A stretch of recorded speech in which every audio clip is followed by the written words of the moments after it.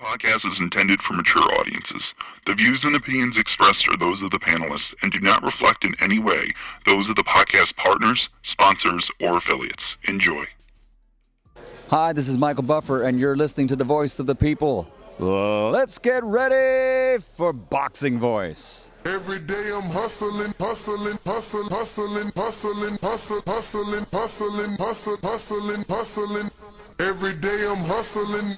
day I'm hustling. Every day I'm hustling. We don't fight for rings and stuff like that. I don't fear anyone. En este deporte no se viene a jugar y no le tengo miedo a nadie. We don't come to play in this sport. I fear no one in this sport. Does that mean that you will fight Triple G later this year? Como lo dije en la pelea pasada, ahorita mismo me vuelvo a poner los guantes. As I said in the last fight, right now I'll put on the gloves again. ¡Viva México! Canelo wants to unify all the titles. When did you realize, Andy, that you could take his power? Because of the Mexican warrior that I am, I got that Mexican blood in me. So, talking about the Mexican style, I just proved it. BoxingVoice.com. Ain't no other sight in the game to see the Boxing Voice. Good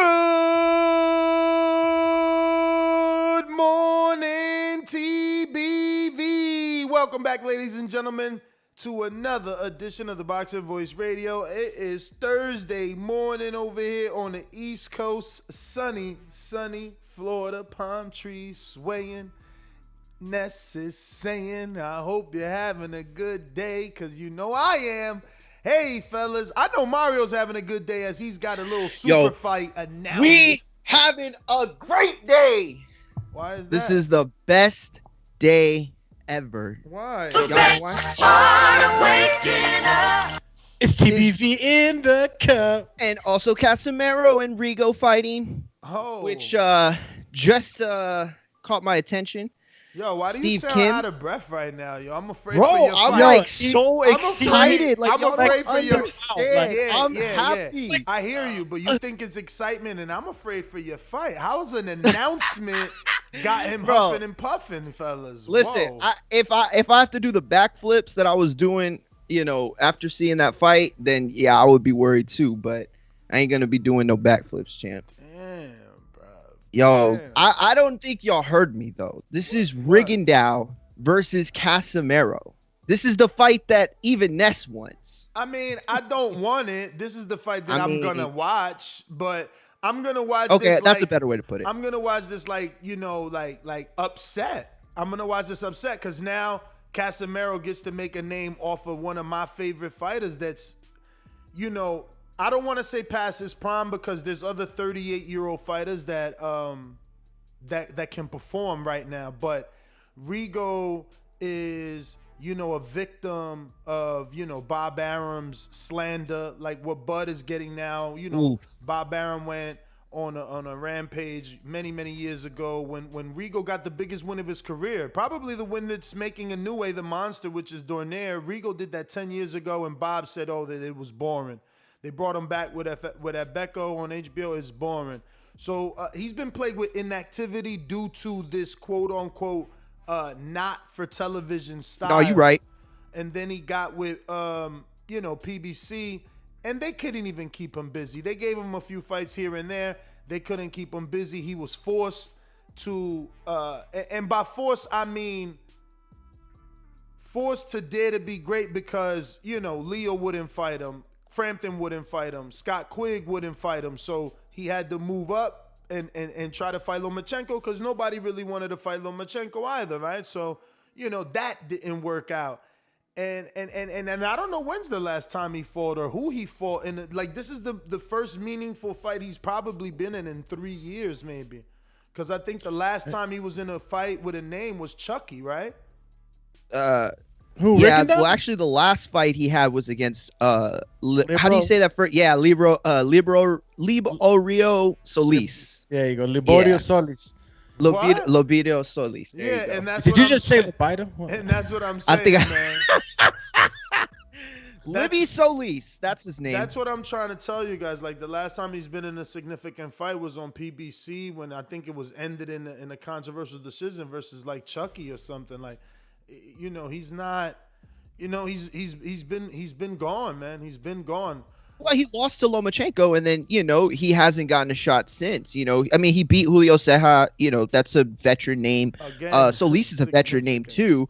But I'm not saying you're wrong. But let's just for a second really look at this fight, because I understand that you have what's the word? I want to be like very specific here. You have kind of like sentimental feelings towards Rigondeaux, you know what I mean? Absolutely. And that's cool. I'm invested. Absolutely, I'm invested. Yeah, me too. I ran with him. Yeah. Yeah, no, listen, y'all have, we all have interviewed him, and listen, I get that, but think about the fight for a second. This is one of the most, like, amateurish styles. That's not the right way to put it, but y'all know what I'm trying to say, like the Cuban, type of style. Like, this is like the picture perfect boxer style. The person who goes in there and tries to masterfully, upset, like beat you, right? Yeah, I never got Barbarian's whole take on he's boring. Like, what the hell? That was an unfortunate thing that a part of his career, I think. But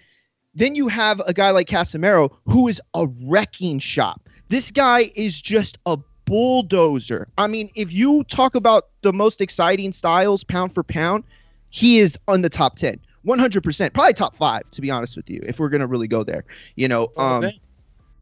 these two guys to fight. This is like, everybody should be super excited. There should be nobody not excited to see these two styles fight each other at a high level. This is like back when the UFC 1 and 2, there would be like the sumo wrestler is going to fight the Brazilian jiu-jitsu guy. The boxer is going to fight the wrestler, right? That was kind of dope. So this is like boxing. Yeah, exactly. This is boxing's version of like the styles that go into boxing, because boxing has so many different styles. It's the sweet science that two of the best versions of the styles are going to meet head to head. Like, whoa, that's crazy. I get it, Mario, but the thing is, like, we as like fight fans that talk about the sport every single day, we can't guarantee our audience that, or guarantee what version of Rigo shows up, and that's the only disappointing part of this fight for me. You are excited because you are a Casimero fan, so you just want to build this resume. That's it. Yeah, I guess a little That's bit. it. You're right. That's it. You're right. See, I think his style's terrible too. I'm a Rigo fan. It is. Dude, Doomy's right. He could upset him. It really could happen. That style is so bad for guys like Casimero. I'm not saying that he can, but I'm saying that I'm the Rigo fan. So for me, I'm looking at Rigo like, damn, is he too old for this fight? Is he 40? Has he been?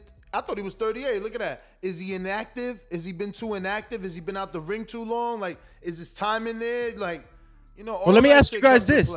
What do you guys think about the notion, right, that maybe these guys that are in the bantamweight, the light guys, their body kind of lasts longer because they're not getting pulverized? Good call. That's a good call.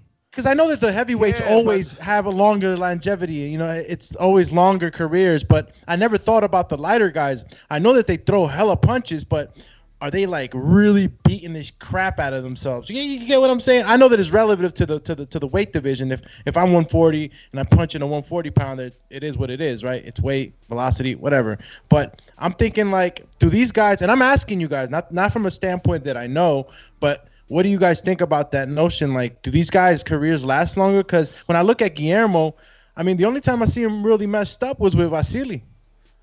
I mean, it's not about. No, you're right. It's not about like the opposition. Like, no one's saying that he's been through wars, even though he put himself through a few to be fan friendly for PBC.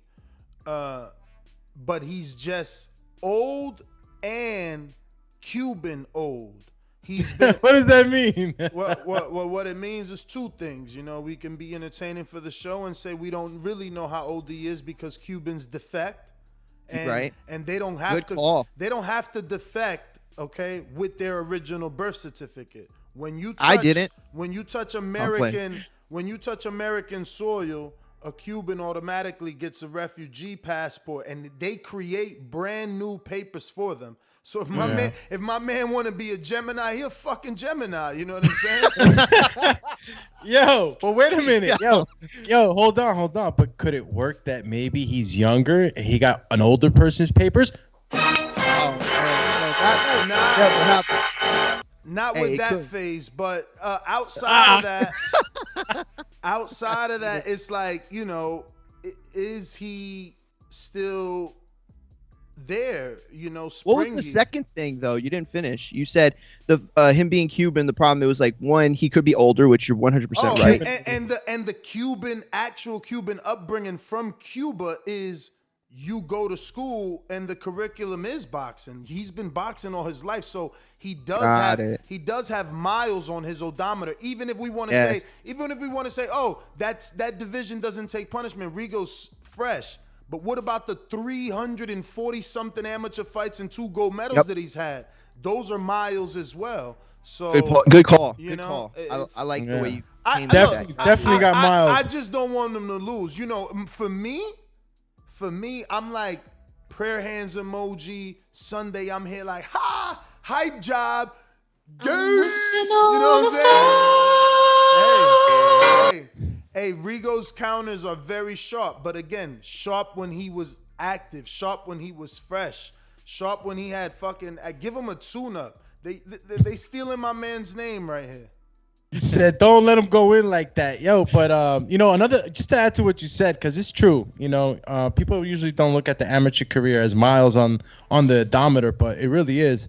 Only thing I could probably counter with you on that one, Ness, is that maybe his style has saved him. You know, maybe his style has saved him a couple of miles, but that is a hell of a lot of amateur fights. 300 amateur fights, and they're international. They're not like domestic, you know, like Americans, bro. My man's going around the country battering people. I don't know, man. Yeah, around the globe. Nah, you're right. Listen, I just wanted to share that information. You know, I know that's not the topic, and we don't have to stay on it much longer, but I am so excited for this fight. And the thing is that I want everybody to be excited for this fight, and not just because I am, but because of what this fight represents. And I get it. You know, Rigo's not. This isn't 2 guys in their prime fighting each other. I get that. But who isn't excited for like Billy Joe and Canelo? No. Yeah, you're right.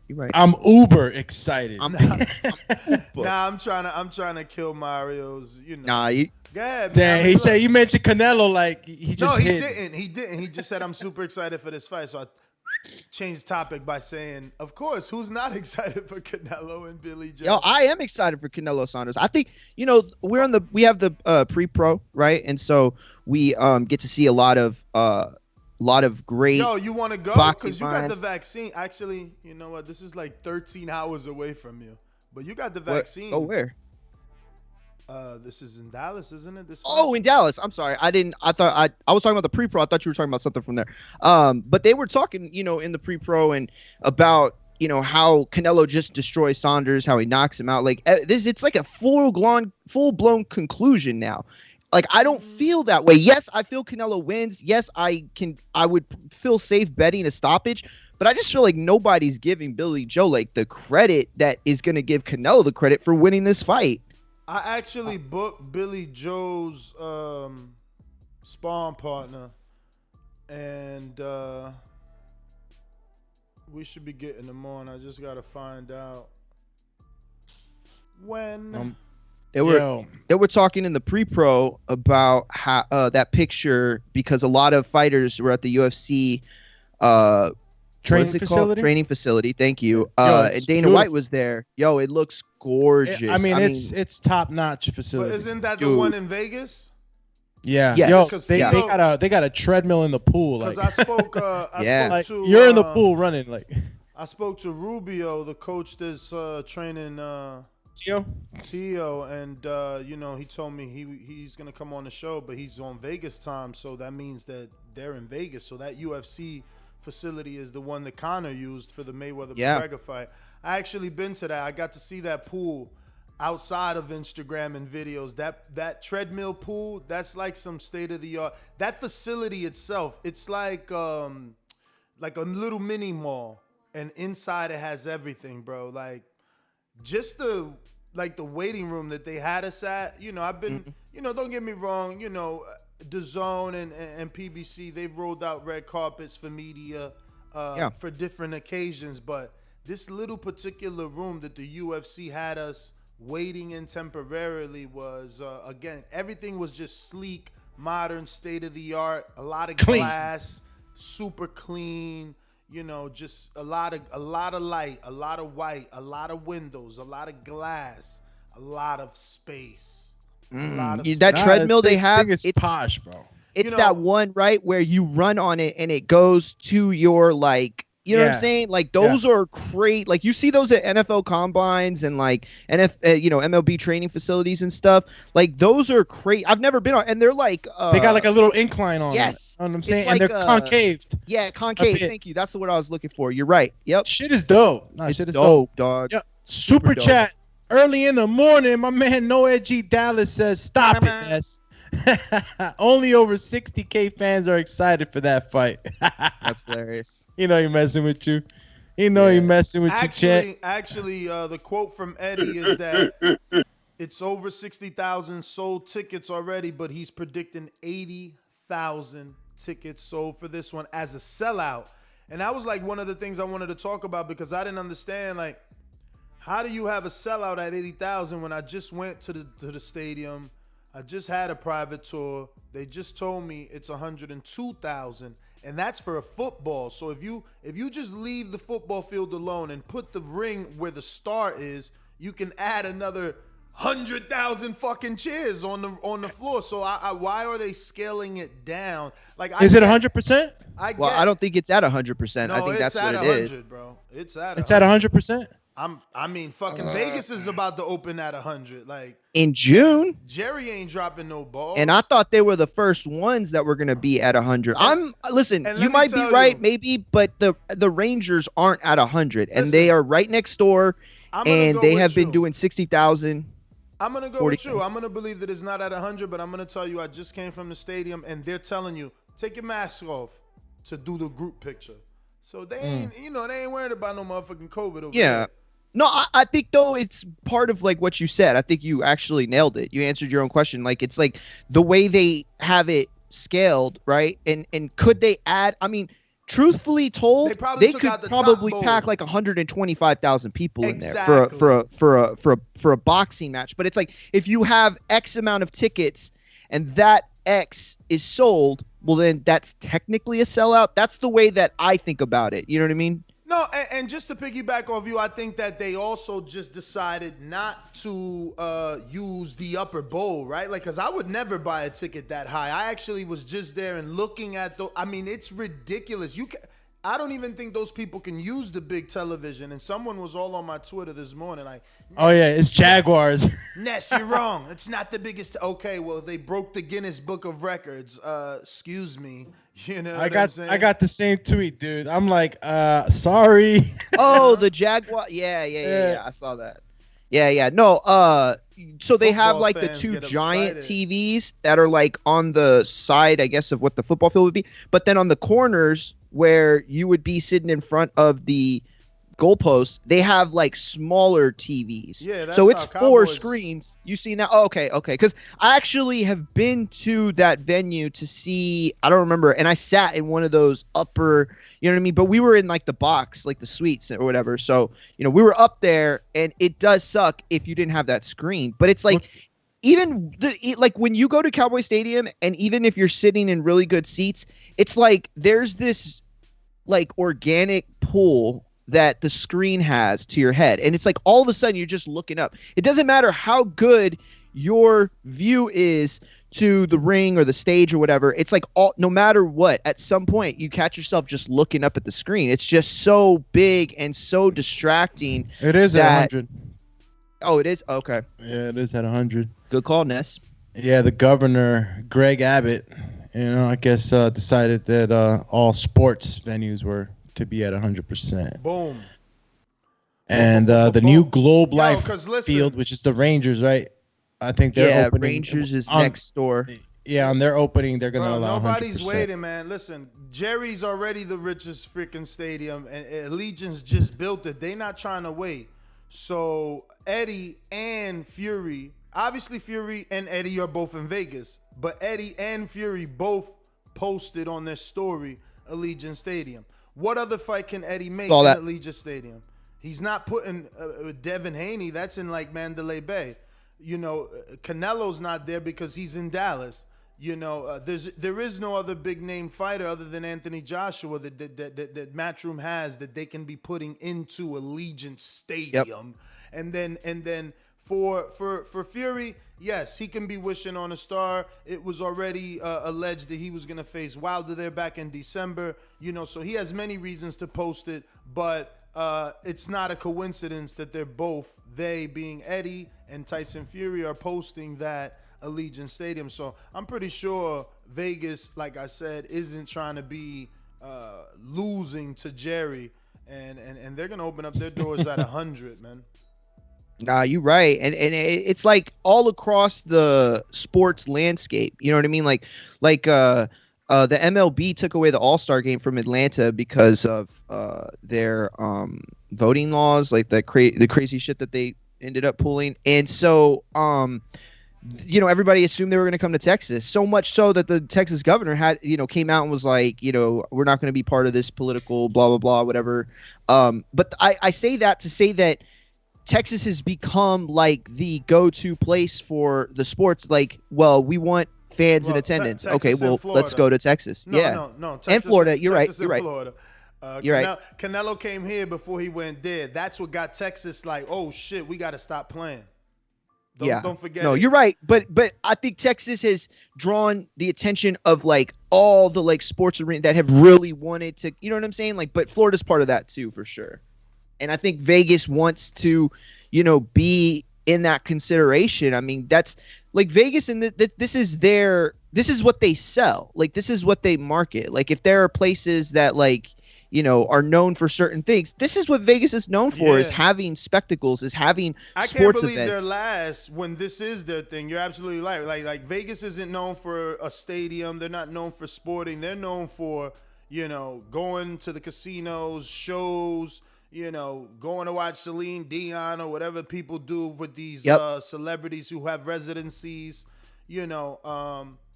and they really have just like waited. I guess they felt like they would take the most heat because they're predominantly hotels and attractions out there. So, the spread would be wild, and everyone comes from everywhere to Vegas. So if they allowed that sort of congregation, they can be part of the problem.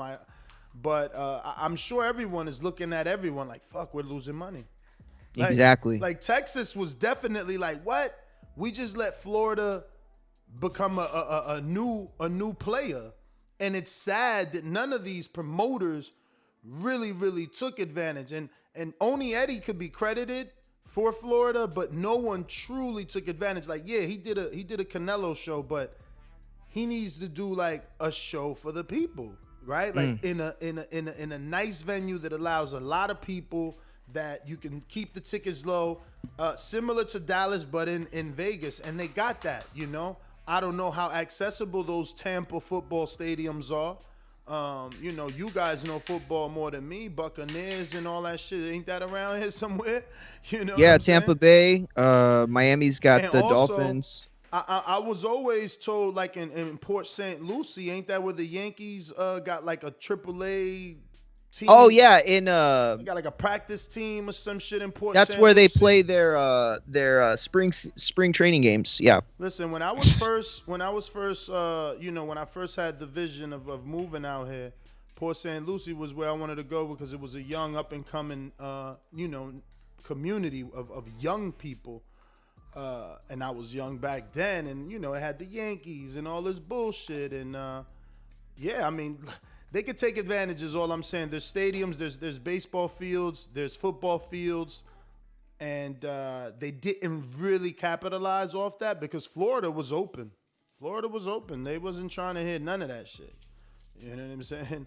And someone could have, but I guess no one wanted to be the bad guy, right? Like no one wanted to be the guy to I mean, Eddie kind of did it with the Canelo fight here in Miami, but whatever. Anyway, moving on to Andrade, who's not here in Miami, but he's in Hollywood, Florida. They got him at the Hard Rock Casino and Hotel in Hollywood, Florida, and he's going to be facing Liam Williams, who spoke to this morning, man. And it's a big fight. He's doing a final workout, and he may or may not be able to come on. I'm hoping, since we spoke around 8-ish, 8:30-ish my time, how long could that workout be on fight week, right? Like you ain't Yeah. sparring a day, you ain't doing nothing crazy. So maybe it's a run. Nah. I hope he can join us. I really do. I mean, I there's a lot to chop up with him. I think especially because Andrade, it's like one of these things where Demetrius is such a weird topic in that so many people recognize his brilliance and how incredibly talented he is. But then on the other side, there's this argument that, who's he fought? Who's he really showed this skill against? And so, you know what I mean? It's like one of those things that's going to keep going around in circles, but it's good to talk to their opponents and say, well, what do you look at him like? Like, when you visualize a win over him, like what kind of win is that? Is it a premier win over one of the best fighters on the planet, or one of the best fighters in the division, or one of the best fighters between 147 and 175? Like, what kind of win is it? Definitely want to know. Yeah, some might even say, and I don't know where I read this. I think it was this morning that he might not have a killer instinct like the other top fighters. Okay. That finishing, sure, finish him type of attitude, but finish him. We've always seen him outbox, outpoint. And sometimes I'll even say it, like, you don't got to knock a guy out to embarrass him. You could literally just be touching him up the whole fight. But that's not what excites the crowds. The crowds want to see a finish him. You know what I'm saying?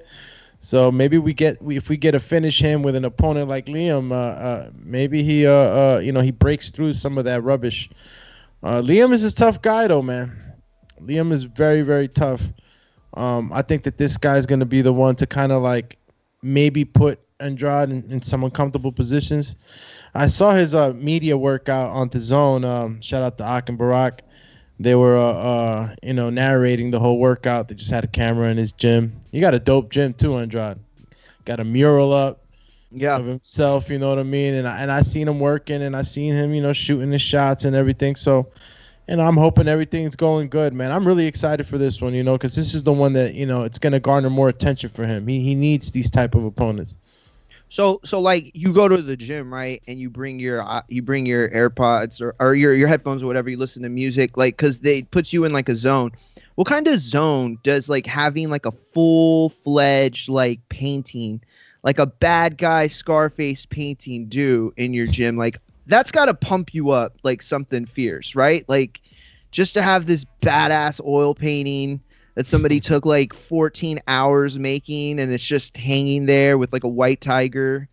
I don't know. I threw in the white tiger, but yeah, that's crazy. I don't know. I'm excited. I'm a Demetrius fan, and I am of the belief that he is one of the better fighters, one of the best fighters on the planet.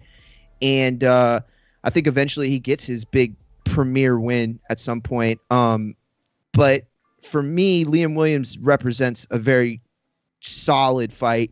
Go ahead. No, I said I'm with you. I'm just okay. I'm at least. I don't know.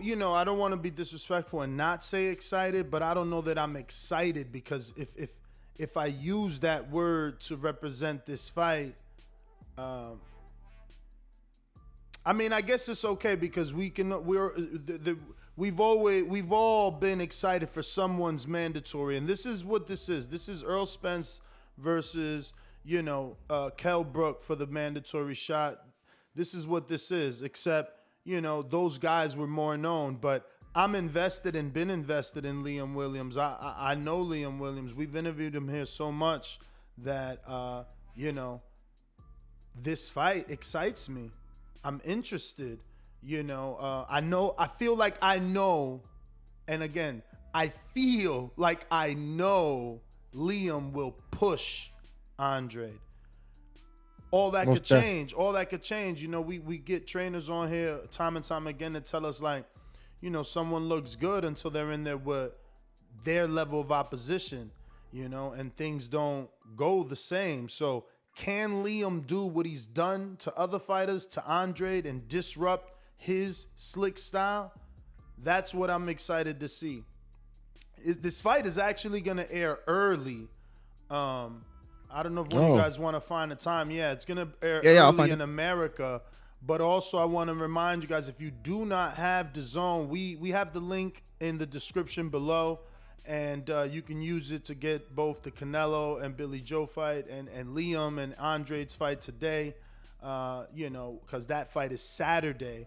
It's at 2 p.m. 3 p.m. Eastern on Saturday. Damn, 3 Andrade p.m. versus Williams, 3 That's p.m. early. Yeah, But that must be the start of the actual card, because that is yes, early. that's the start of the card. I'm sorry. It'll Yeah, probably be like around 5.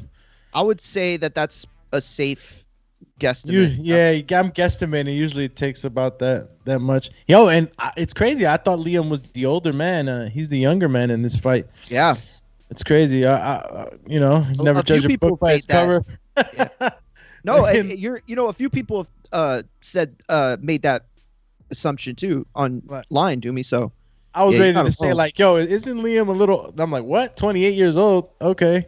All right, he's 28. The other one's 33. Andrade, that is. So, who's the stronger man in this contest, guys? Who's the stronger man? I mean, I think it's define stronger. You talking about power? Stronger, the stronger, more physical fighter. Stronger meaning, power could go along with it, I guess, but like I meant more like in the clinch, the kind of rough and tough kind of fight. If it goes that way, if Liam decides to put it in that, on those tracks, I feel like Liam is going to be the stronger guy. Am I wrong for saying this? It's hard to tell when Liam hasn't been in there with a caliber of opponent of an Andrade or an opponent as successful as Andrade, right? And by that I don't mean he has a bunch of accolades. I mean he's still been able to remain undefeated in two different divisions. 54 and 60. Ain't nobody been able to knock him off. Ain't nobody been able to be naturally bigger than him. Like, no one at 60 that he's faced was already a 60-pounder and all of a sudden was pushing him around. Like, he's been okay at 60. I just think that Liam is going to bring a certain level of pace to the fight. But when you're a slick fighter, you want the guy to come forward so you can counter him. So I don't know if that's going to make Liam a little hesitant after he feels a little bit of leather. Gets punched a little bit. Great breakdown, bro. He's like, damn, great breakdown. I'm not gonna keep coming in because this dude's, that's. I want Andrade to make it look like Yeardom, right? Because, for example, the two fights we're talking about, Canelo, Billy Joe, no one's really giving Billy Joe a shot. There are a few people out there, yes, but the Canelo detractors are saying, Canelo's fighting another Euro guy. Washed. Yep, exactly. So the same is being said about Andrade. Who the hell's Andrade facing? He's facing another Euro guy. So I just want Andrade to perform the way the people assume, right? Like they assume you're gonna beat this dude. Separate yourself, cause Canelo be doing that. Dudes that we assume Canelo's gonna beat, it don't be a tight fight. I mean, he won. But praying mantis, buenos dias.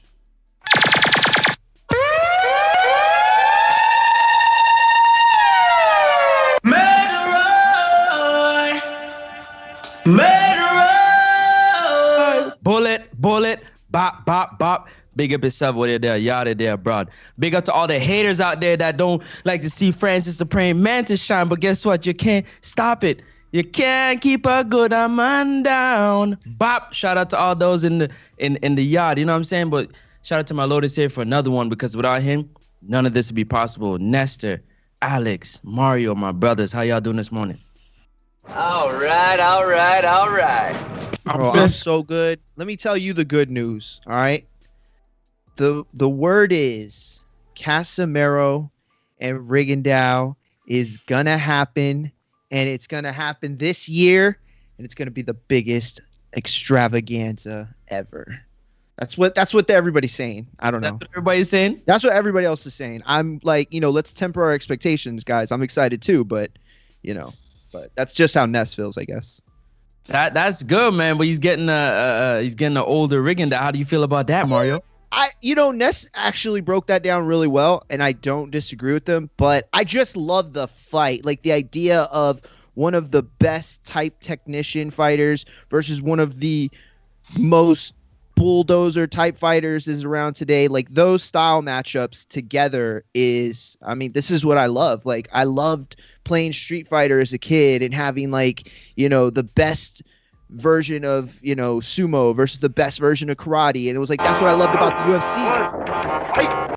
Well done. That's what I loved about the UFC early on. Even though it wasn't as, it became a better sport. Early on, that's what it was. It was like, hey, let's put the boxer versus the karate. This to me shows the sweet science at the highest level. Two guys can fight completely different. You could still call them boxers, but the sweet science shows that there are so many levels to this, and now you have two guys that fight different levels. Yeah. Before you continue, because I know this is the lower division, were you impressed with Ankahas's performance? Do you put him on the same level as? No, I think he gets hit way more than I would like. Way more than Casimero. That's a good question. Okay, yeah, you put it that way. I guess not. Trying to let you know. I think that the difference is that a guy like Casimero has athletic skills with power and also he has really good instincts that make him much more dangerous throughout 12 rounds.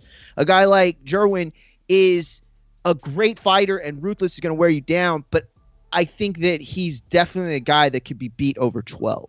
You know what I mean? At the top of the divisions. Well, thank you for the breakdown. I'm just looking to see the Cuban sensation, man, the two-time Olympic gold medalist Rigondeaux back in the ring, and hopefully he can put on one of them sensational performances that turn back the clock. He might not get the victory, but he might get more fights, and that's good call. That's what I'm looking for Rigondeaux to win, for him to come off the shelf, you know what I'm saying, and get back into the spotlight, you know what I'm saying, so people can really get to admire the talent that Rigondeaux is. Man, I want him to win, man. Look, you got my man. What? Nah, I just want him to win. It's cool, if he loses or whatever, he gets to fight. I want him to win, man. I don't want him to end up like my other Cuban brother, man, that even though he's he's losing, he's still getting picked up for fights. I don't know why I'm drawing a blank, but you know who I'm talking about. Huh? Nah, the little guy. Eris Lindy Lord? No. Oh, who? Who's the little guy? The guy who fought Tank. The guy who fought Hearn. Oh, Gamboa. Oh, there we go. Y'all, we ain't even talking about that because it ain't made official yet. But they saying Chris Cobra's fighting. That's right. Gamboa. He'll be fighting Gamboa. So it's like, get a win, man. I want my mans to win. I still believe in the Rigo magic. Let's just leave it at that.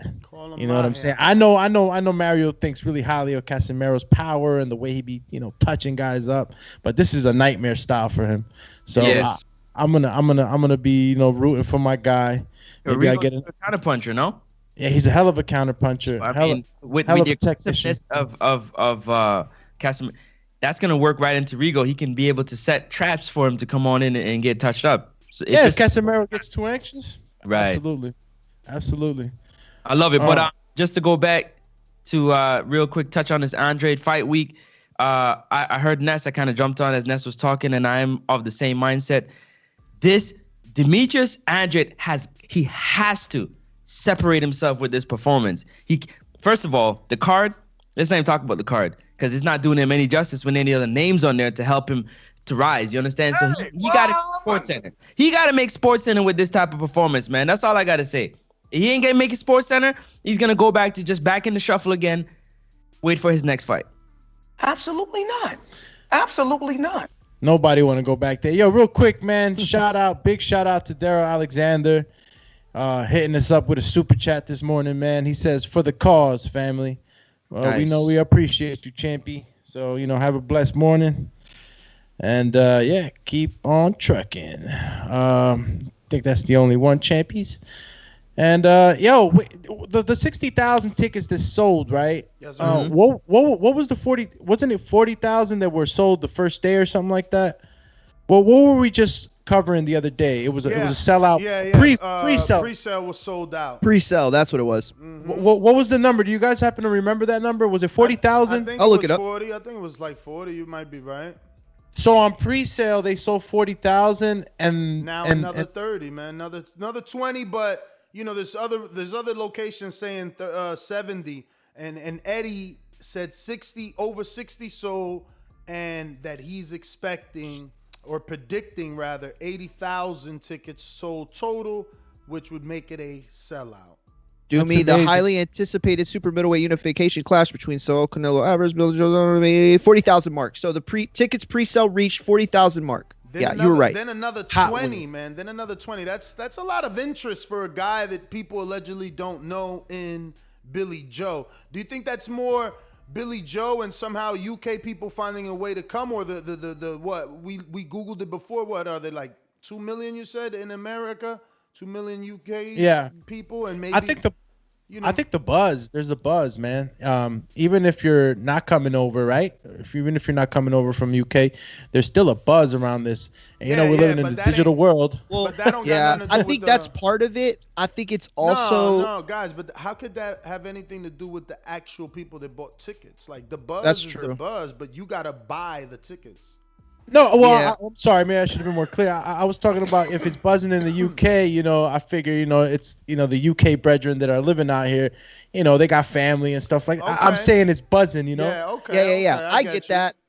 I think also there's like a big part of it that it's like people are really thirsty to get back to, you know, major events. And this is going to be one of the most like WrestleMania happened last weekend, right? And it was the first time that they had fans in attendance. Like they had like, I can't remember, but it was like 5,000 people. It wasn't even that, I bet. Wasn't it in Dallas?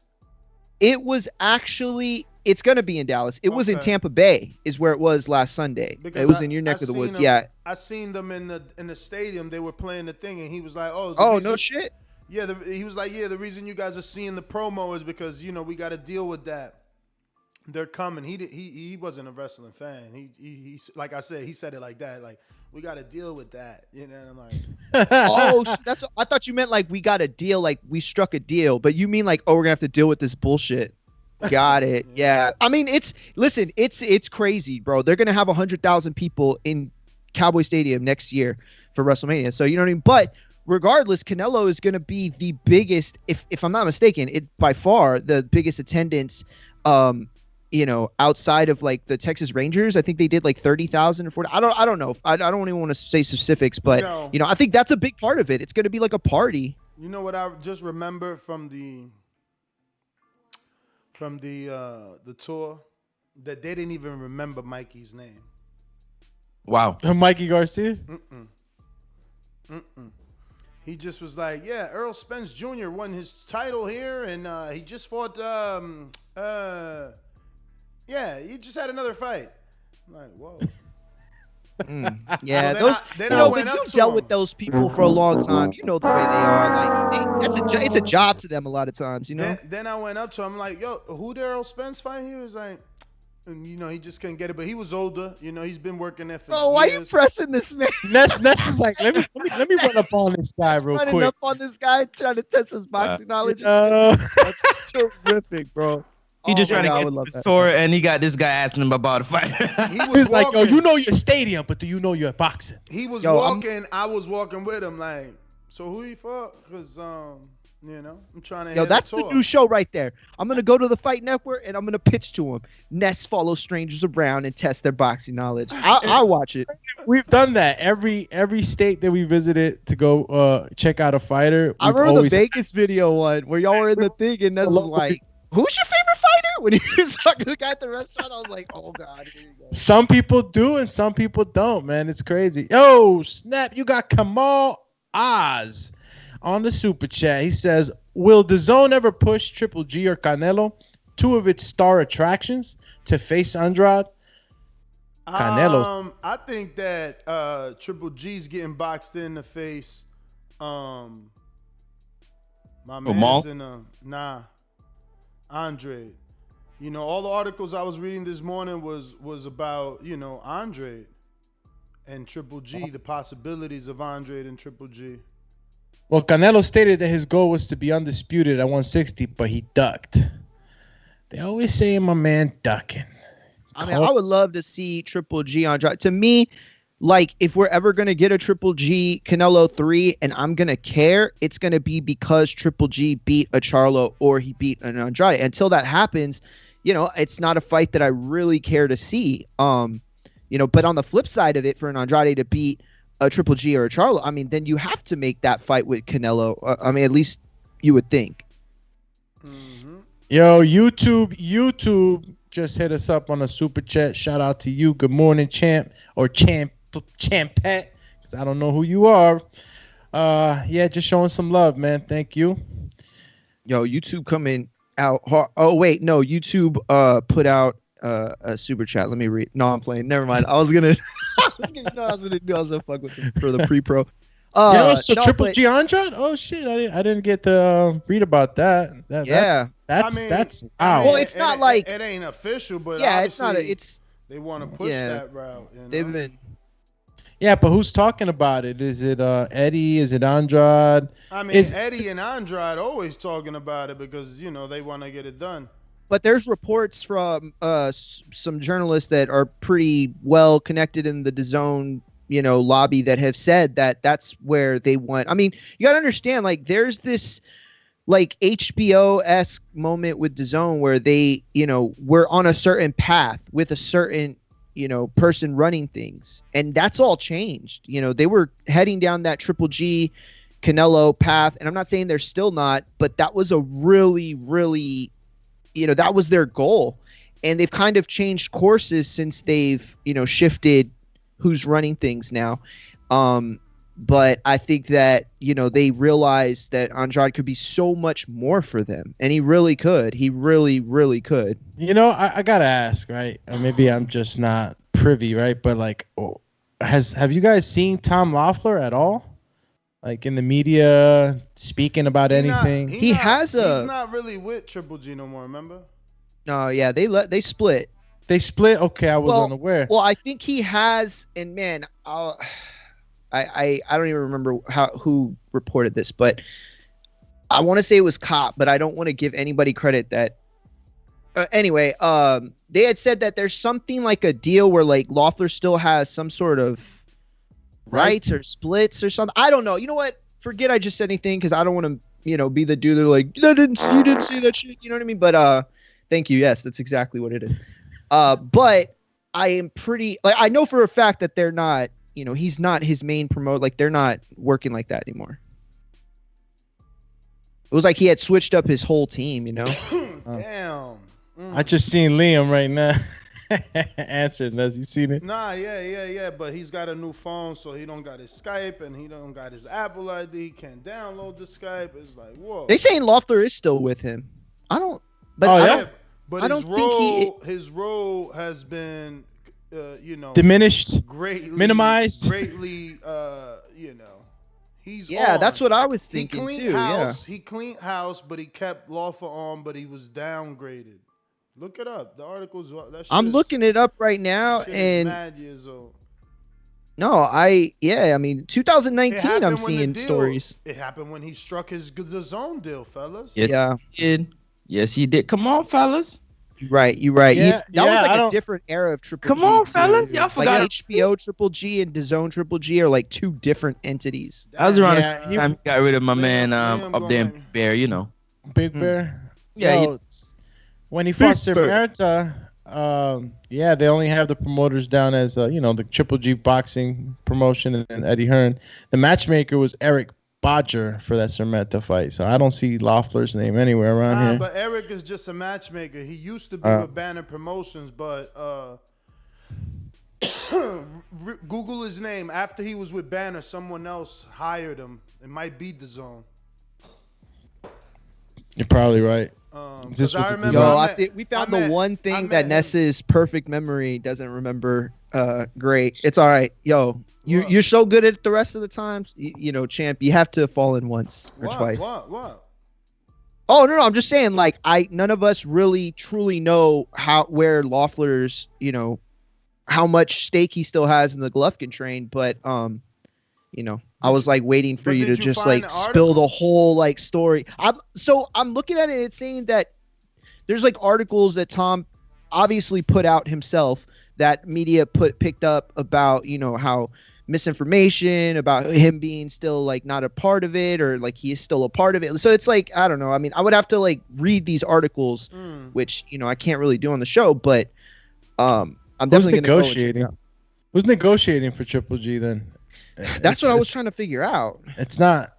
I mean, Eddie Hearn's a promoter, but he negotiates. Eddie is, bro. What do you mean? Eddie no, is. I said Eddie Hearn is the promoter, but can he negotiate too? I mean, doesn't he negotiate? Well.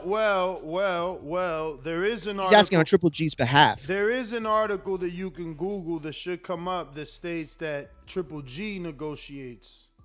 Then, like if you Google like Triple G negotiations, maybe Charlo, it should come up because there's something out there of Triple G and his contract allowing him to negotiate the fight and then bring it to Eddie to promote or something like he's what really? Yeah. Wow, that's Google it. That's Google really interesting. That's a lot of power that you don't normally see a fighter get. Well, why wouldn't you?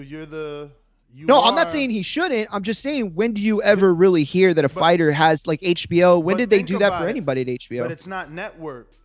I said he negotiates and he goes to his promoter Eddie. Yes, that's the same thing that Canelo does. Yeah, you said it, and I kind of like put different people in like to try to think of when would something like that have happened before, but I was using the wrong people. So you're good point. But Liam, what's that? Did he jump on? Nah. Usually nobody usually when you hear that little audio like that, it's like a new presence. Robotic voice and shit. A new presence the echo. Us. Yo, were y'all surprised at how producer just confirmed what I said. Telling you, I got mad boxing information in my cabeza. Yeah, he does. Promotes the event. So who's Nick? I could understand that. I was just, I guess, trying to put a name on it. I know it ain't Gennady negotiating his fights. It's Triple G Boxing Promotion, but I wonder who's his guy.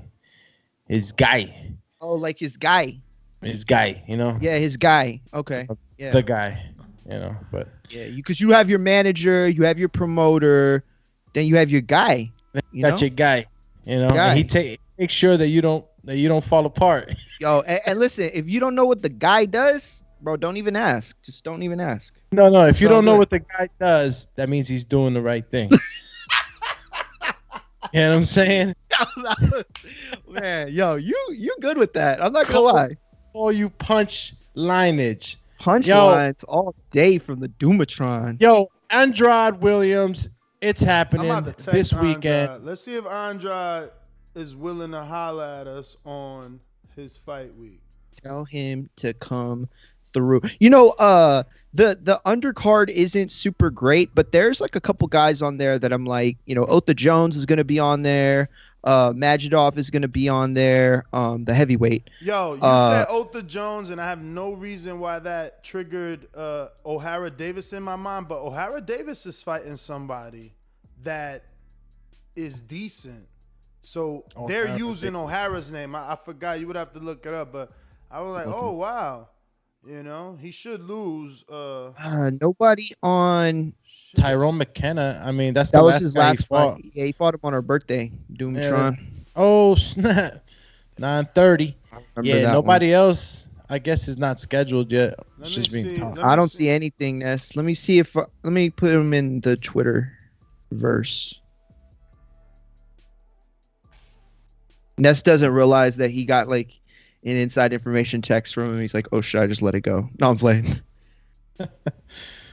Yo, Doomy, you think that the pre-pro was making too much out of how much bigger Dana White was than Billy Joe? Like, fighters they always look bigger in the ring with each other, but when you put them in, because like I saw the whole break, like I know Cash was like, yo, look how much bigger Dana White is than Billy Joe. And like people were so shocked to see how much smaller he is. then like in their mind, they're using like transversive properties to say, well, if Dana White's X, much bigger than, Billy Joe, then Canelo must be this much bigger than Billy Joe. And it's like, that don't really work like that. But it was kind of crazy to see how much bigger Dana White is. Like, I had no idea. That man's like 6'3". Yeah, no, it's probably, I think, more of him. He's wide. He's way wider. He's wider. Yes, good call. I mean, and I don't know too much about Dana, but I know he lifts and stuff like that. And he used to box. Yeah, he used to I think he used to train MMA too. I think he fought, if I'm not mistaken, maybe once or twice. I can't remember, but yeah, he just looks more jacked. But as far as height and stuff like that, they're about the same height. Who that? It's Billy Joe Saunders and Dana White. They were at the Performance Institute, the UFC Performance Institute. Dana lift weights and do all that, you know what I'm saying, that Joe Rogan muscle head type stuff, man. Yeah. He out there taking animal packs and shit. Yeah, man, Jay Glazer. Jay Glazer, them type of dudes, man. Jay Glazer, yeah. Yeah, he a monster. Right. A lot of these guys can get in there, like you say, Brian Kenny can get in there, swing, you run up on them and get hands, man. Bro, you know who could throw? Dougie Fisher was getting tested on Twitter the other day. People were coming at Dougie like, yo, you don't know shit. He's like, yo, meet me at the gym. Like, I was like, Dougie Fisher is telling dudes to meet him at the gym. I'm like, what is wrong with you? Full up session. Bro, I look, Doug, I've known him. He's a good dude. What up, Daz? You need to be careful. What if Doug could take you? I'm not. No. Listen, I'm saying the point I'm trying to make is I know that Doug has hands. I was surprised how willing he was. Oh, I'm sorry. Go ahead. Yeah, we got Liam Williams on. It's via something else, so you should be able to hear him. I don't know if the people in the live audience will tell me that it's echoing or not. But Liam, good morning. How are you? Good morning, guys. How's it going? All right? We're doing well, man. You're looking in perfect shape over there, enjoying the Miami weather. Yeah, definitely.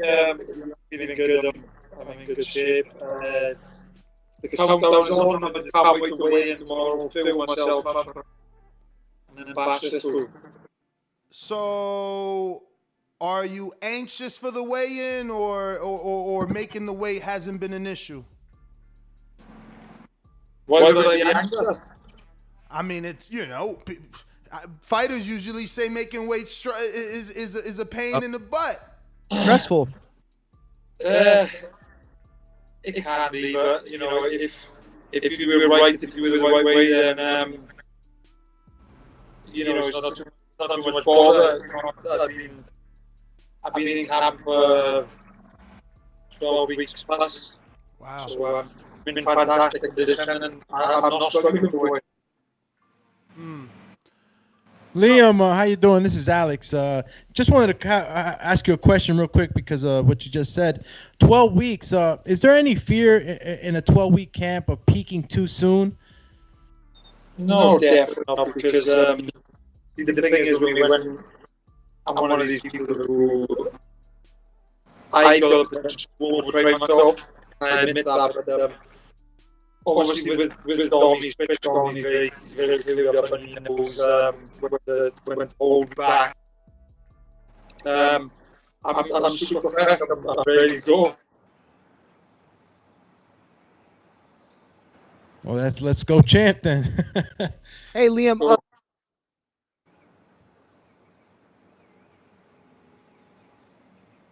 Sorry, guys, lost you. Announced, and ever since it was in the media.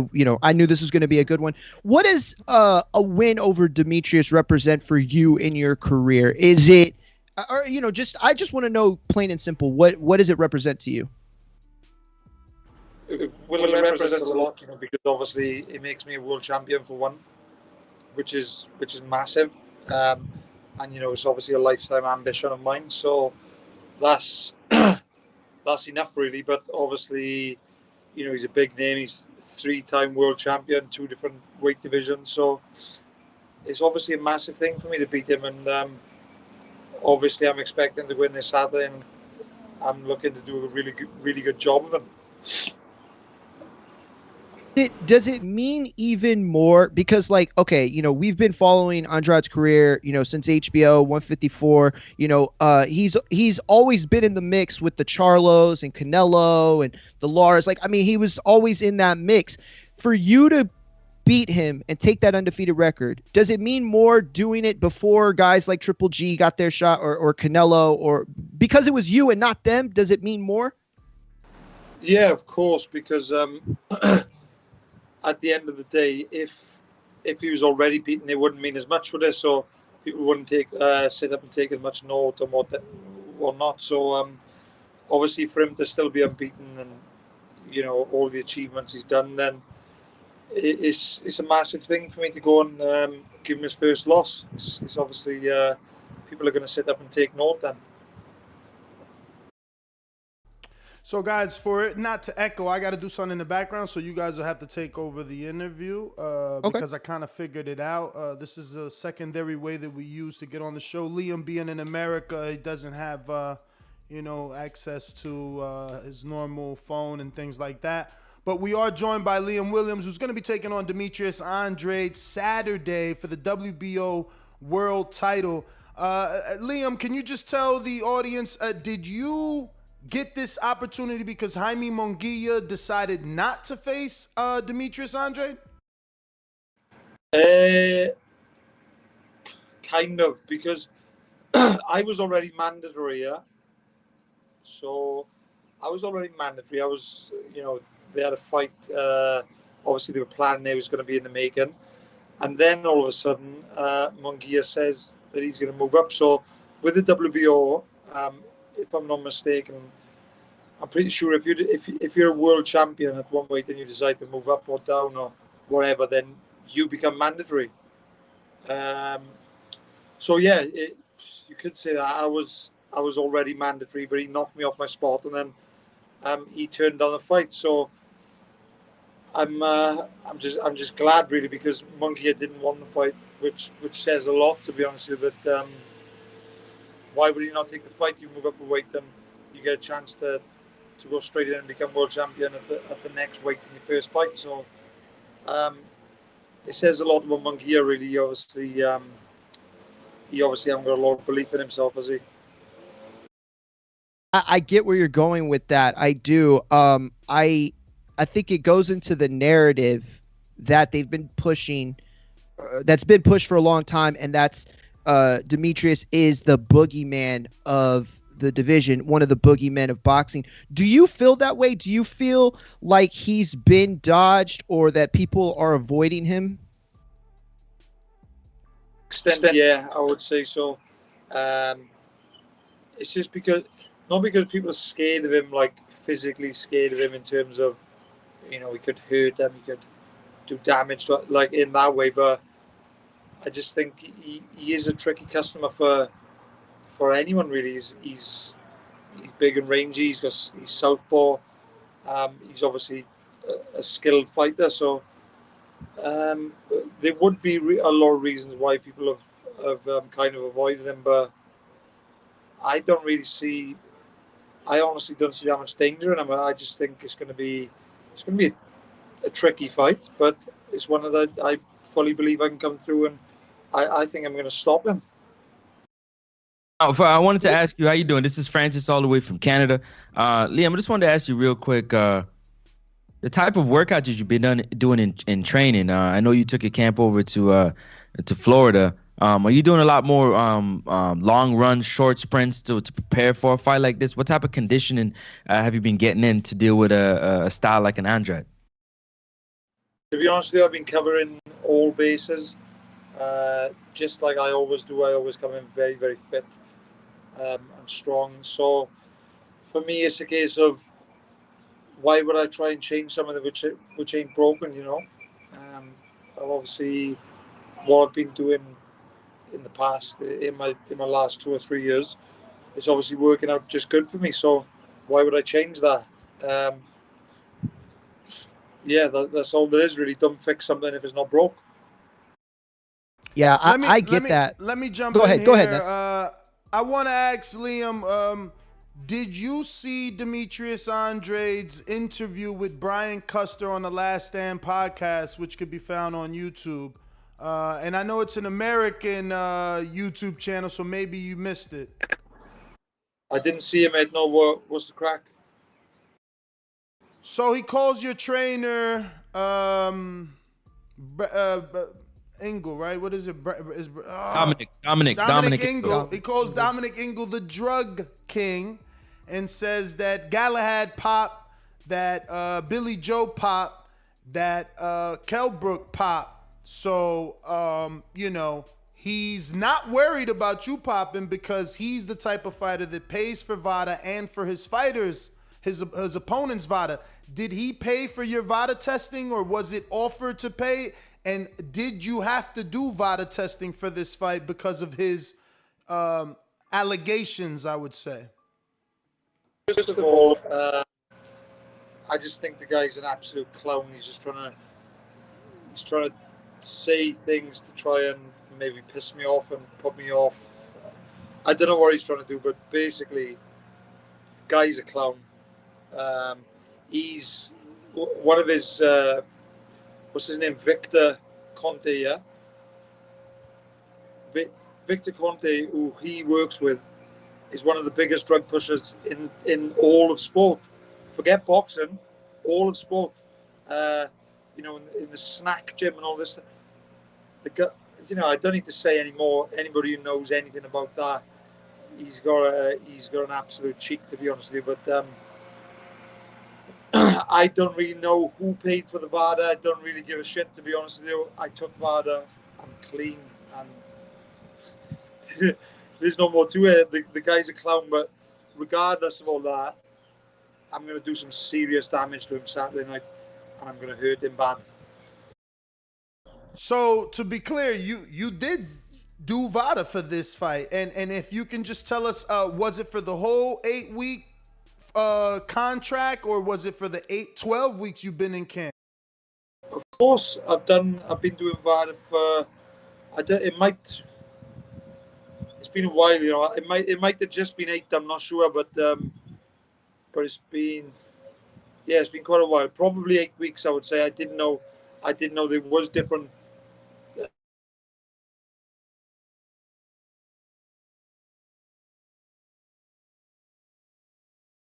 You there, Liam? It sounds like we lost you. Oh man, that was getting good. You muted yourself, Liam. You got to touch your phone. You muted yourself.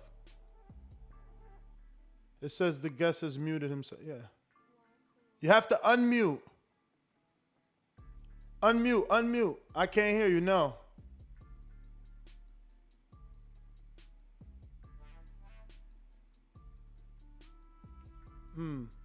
Hopefully he jumps back in.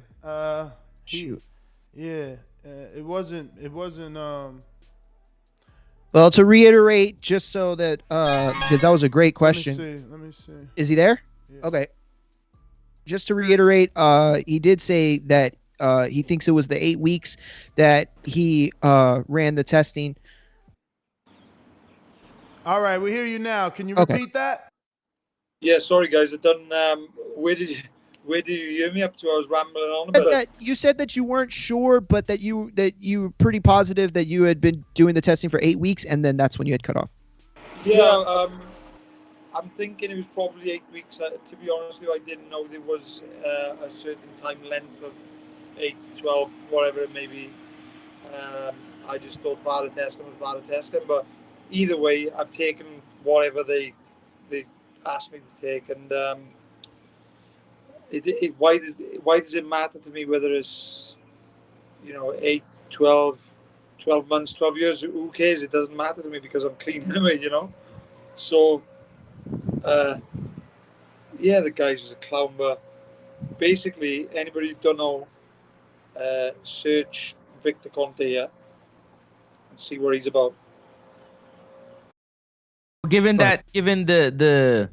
the accusations that be surrounding Dominic, it doesn't make you feel uneasy at all when these questions are asked to you. Not really know what. Why would it? Doesn't matter to me. Dom is just my trainer. Um,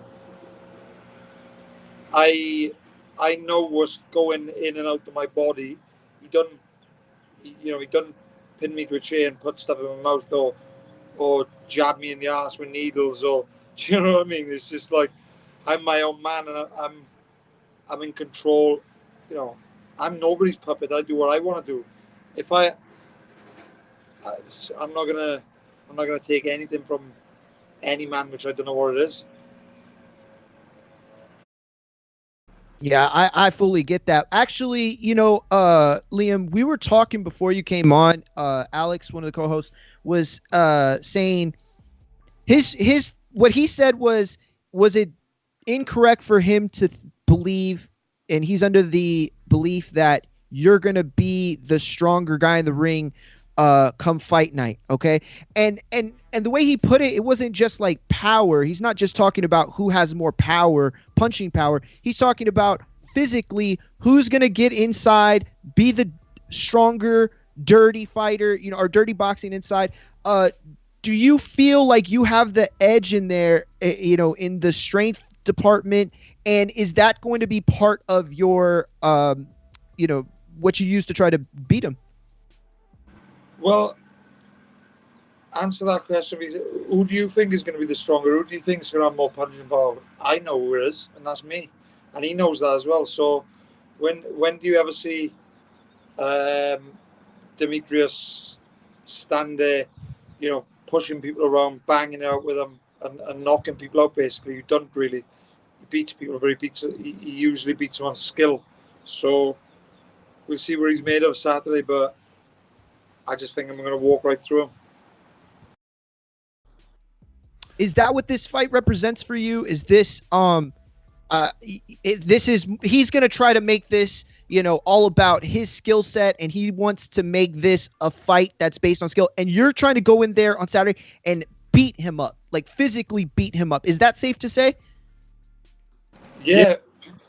A lot of people might not believe it and whatever, but I've actually got very good boxing skills. Do you know what it is? A lot of the time, I don't have to use them skills because, I can just walk through people. So why would I fuss around? I'm just gonna go through them. But basically, for me, it's just a case of seek and destroy. I wanna smash him, and I don't want to sound too disrespectful, but I want to hurt him. I'm gonna hurt him. What type of sparring have you been getting? Is it possible you could talk about maybe some of the sparring that you've been getting for this fight to prepare for a style like Andrade? Not really. I don't really want to talk about that, but I've had some very good sparring, some good names. People that are very similar in ways. Some people are, some of them people ain't really similar, but I've just been having a very good variety of southpaw sparring, and it's going to be everything I need. Liam, obviously, the people that you've been on a knockout streak, but that level of opposition hasn't been Andrade. Obviously, you knocked out one of my good friends in Alantez Fox. But how, I guess, much importance are you putting on the stoppage? Because I know you said you're going to go in there and you're going to do some damage and you're going to bust them up. None of that means knockout. Is that important to you? I don't really totally understand your question, if I'm being honest with you. But what I'm going there to stop him. I want to beat him up first. I want to put some hurt on him, and then I want to stop him.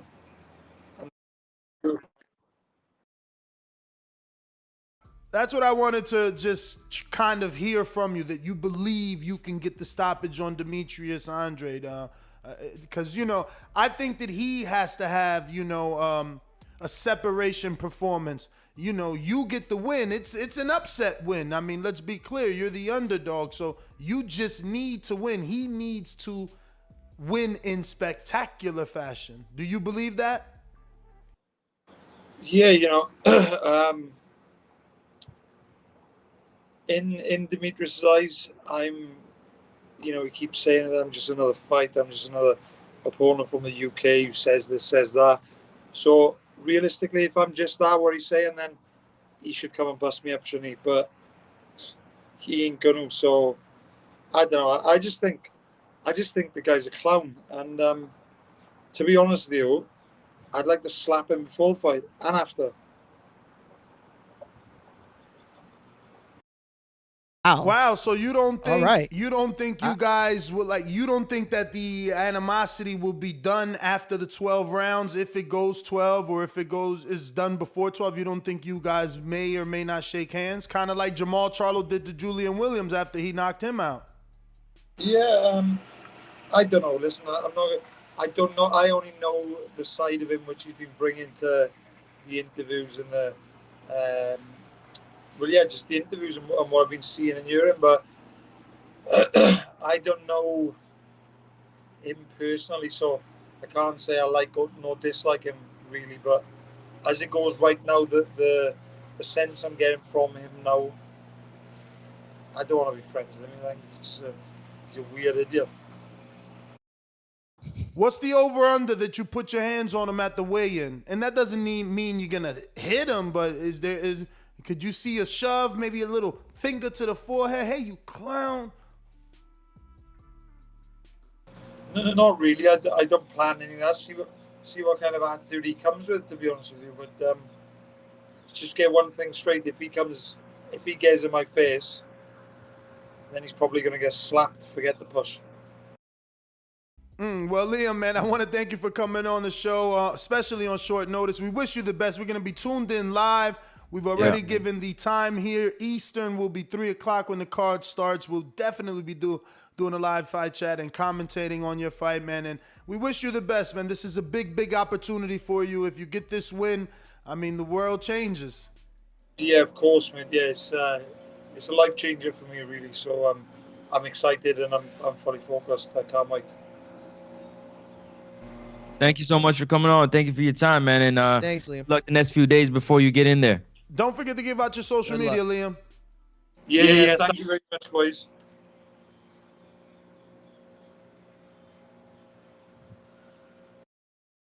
There social media, guys. I mean, I guess you don't want to do the social media thing, but well, he go focused. ahead and end it. He focused. Go ahead and end No, it, I'm glad we got to talk to him. He obviously sounds confident. He looked good.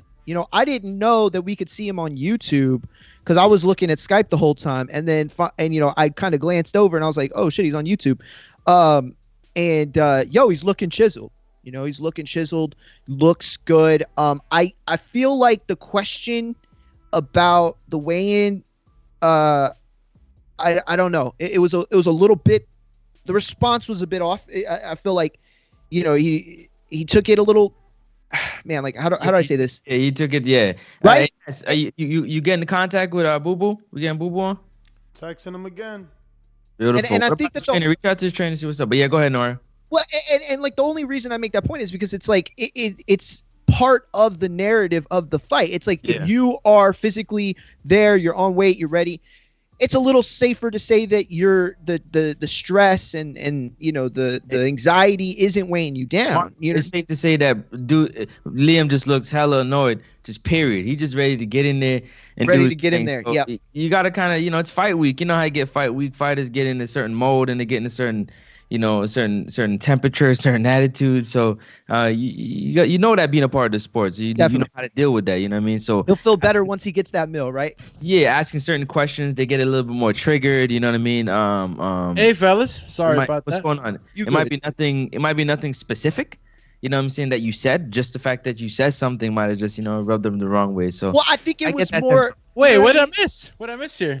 No. I was at the very beginning. Ness had asked him about weighing in, like if everything was good, and he kind of like his response was kind of like, well, why wouldn't I be good?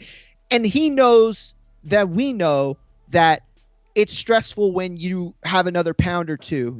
As the time approaches, the anxiety and all that, and so he didn't answer it really. Like, I don't know. I mean, obviously he's not going to tell if he's on weight or not. He's going to say what he needs to say. And I get that.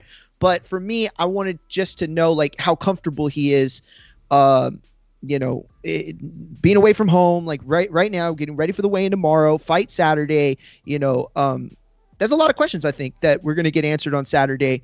But he seems very ready. He seems very confident. And the animosity, I think, is what surprised me the most.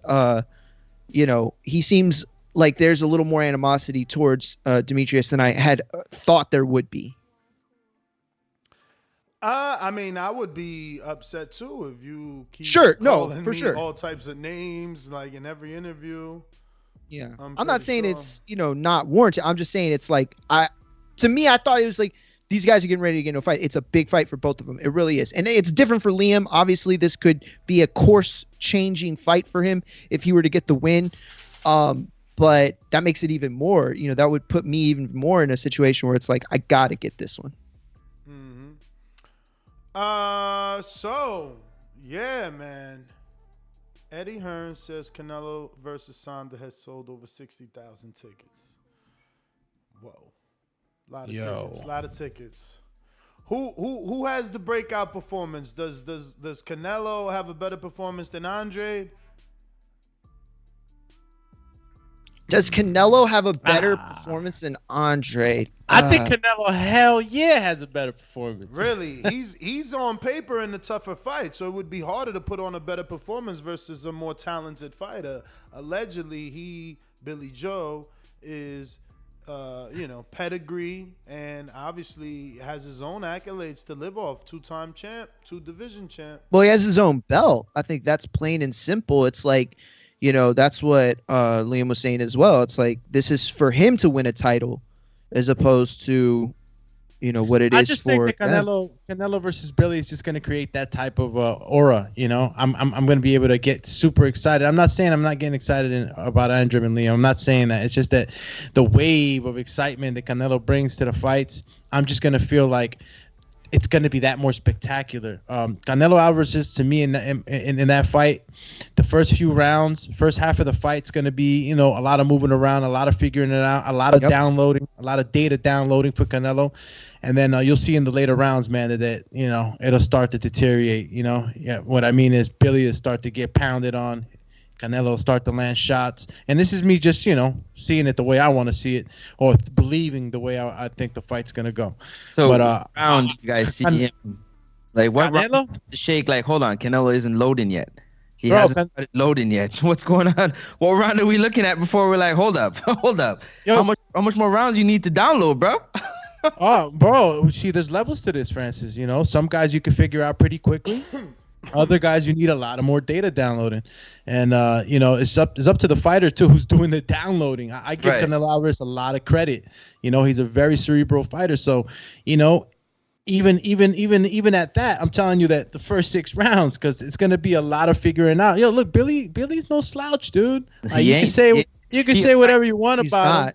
Right, he jumped out the womb fighting. So you ain't telling me them dudes been fighting from birth. For real, like they fight for real. Like So I mean, when you've been, it's like doing it like riding a bicycle. When you've been doing it forever, I mean, it's just getting back into the mode. And I said this a long time ago. It's the mentality that Billy Joe's bringing to this fight that separates him from a lot of the guys Canelo has beaten on. He really believes he can win. He really believes in his skills.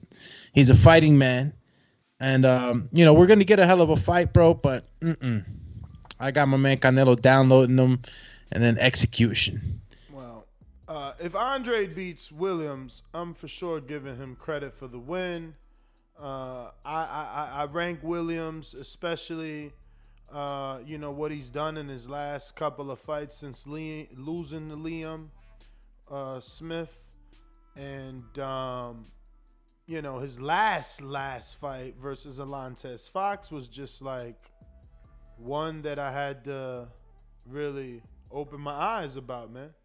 So for me, if Andrade beats Williams, he should get credit. Now, I think that he needs to work harder to make this a stellar performance so that not only does he receive credit, but that he gets praise.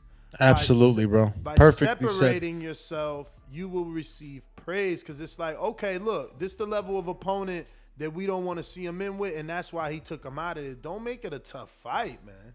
That's all I'm saying. Please. I was just ready to say that. Like, I don't want this to look like Luke Keeler. I don't want it to look like Luke Keeler. I don't care what nobody tells me about that fight and how good Andre did. I mean, I would want him to look. I want it to look like Yeardom Canelo. If you as good as Canelo, make it look like Yeardom Canelo. Because let's ask ourselves this: how would that's not happening? Come on, that's Yeardom and Liam on the same level, though. In your opinion? No, you answer this question. I'm glad you talked first. That's fine. I just asked a question. I didn't talk. You know, you didn't answer my question yet, but I answer yours first. Go ahead. What would Canelo do? Yeah.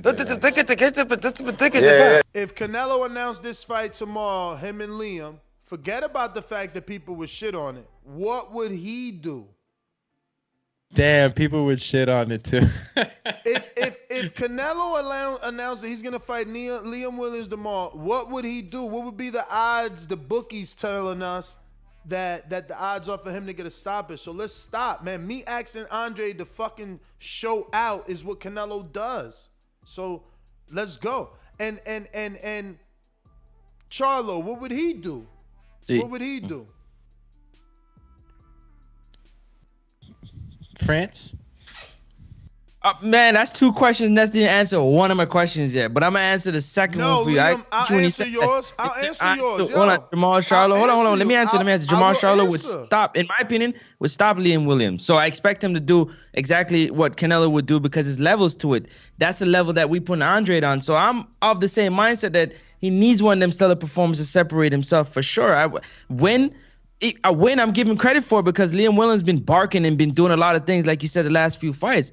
I'm just asking the simple question: is Yeardom on the same level in terms of momentum? No, he's not on the same level. He's not on the same level as Liam Williams. Momentum in terms of career momentum. He ain't on the same level. The only momentum Yeardom had was, he got some big fights. Liam ain't been in big fights.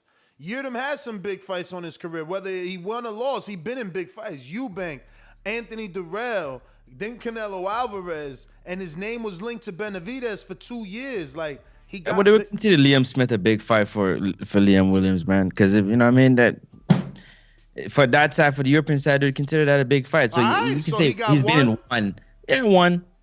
You gotta add them up. You know what I mean? Yeardom, given the opportunity to fight in the World Boxing Super Series, that was a tournament. It wasn't really a fight that was made. So good for him for being in the tournament, putting himself in that position. Absolutely, not taking that away from him. But yeah, he's been in some fights. Yeah. I mean, Canelo got a like opponent in Liam, right? Liam got taken out in the 9th round. Do you guys, if Liam Williams and Liam Smith were to fight now, who would you pick in that fight? I mean, it's difficult to say. You can't say that. Didn't Smith beat him twice? Yeah. Well, yeah. His older brother beat him twice. So I mean, no, not the older brother. Liam Smith and Liam Williams fought already twice, fellas. Twice. That's Callum Smith's older brother. What are you guys talking about? Oh, you calling older brother Liam? Beat him twice. Yeah. But what do you mean? He's the oldest one. Beefy's the older one of all the boys. But why are you bringing up Callum? It's Liam that fought with Liam Smith. And he beat him. And Same first name, different last name. Different last name. He beat him twice. We agreed. Yeah. We all agreed that he beat him twice. I beat him twice, and Saul was able to take Liam to the 9th round, and then KO his ass. So I'm saying to you guys, all right, well, that was in 2016. Obviously, things changed. Guys have better camps, whatever. But like, just in the styles and what you saw, I don't know if you guys remember the Liam Williams Alvarez fight, but does Liam Smith measure up to a Liam Williams at this point? But I forgot what I was even trying to gauge that comparison, but the two first names threw you off, man. Yeah, threw me off, friend. Andre didn't stop Keeler, right? Let me double check that. I'm not gonna misspeak. Why Keeler though? Because that was his last fight, and homeboy came out like on the knockout. Like he came out looking for it. He's not really jabbing. He's a high guard and he's blocking. TKO. Because he was looking for it. You could tell. You could tell he's looking for it. He barely jabbing. Everything is catch, and let me hit you with some hard shit. Yo, how the first punch of the fight he dropped Killer, man. I don't go back and watch these fights, especially not this shit. But I mean, fuck, it's fight week, and you know. See, Killer also is like letting the fight be fought at Andrade's pace, with Andrade being on the front foot, being the attacker. You know. It's that awkward jab, man. I don't think that Liam is gonna do that. Liam, see, Killer just stands there at times. Liam ain't doing that shit, bro. He ain't doing that. He ain't going out like that. Yo, I just have a feeling we're gonna see something special from. What's the odds, man? Let me see what these odds looking like, man. What they trying to do here? You guys don't feel that way? I'm about to start betting. Say that with again, you, Francis. I think I just have a feeling that Andre's gonna put on a special performance this weekend, man. Something that we haven't seen in a while, and I'm excited for it, man. I really am. I just feel that way. Shit, bro. This is the guy to. What happened? This is the guy to do it with. You know, if you're gonna show up and show out, you know, and I'm Andrade, this is the guy to show up and show out on. You know, if you're able to take this guy out in a way where, you know, the guy, you know, the eyes can be on you, the attention's on you, you know, you're the talk of the town, then you know, then you solidify that position that everybody's been giving you from the rip. You know, we'll fight Canelo. Canelo's dodging him. You know, it just makes you that adds more to your aura. And but Liam's a tough dude. He need a highlight. He need a Sports Center, man. Like if he could touch Liam and gotta make Sports Center, man.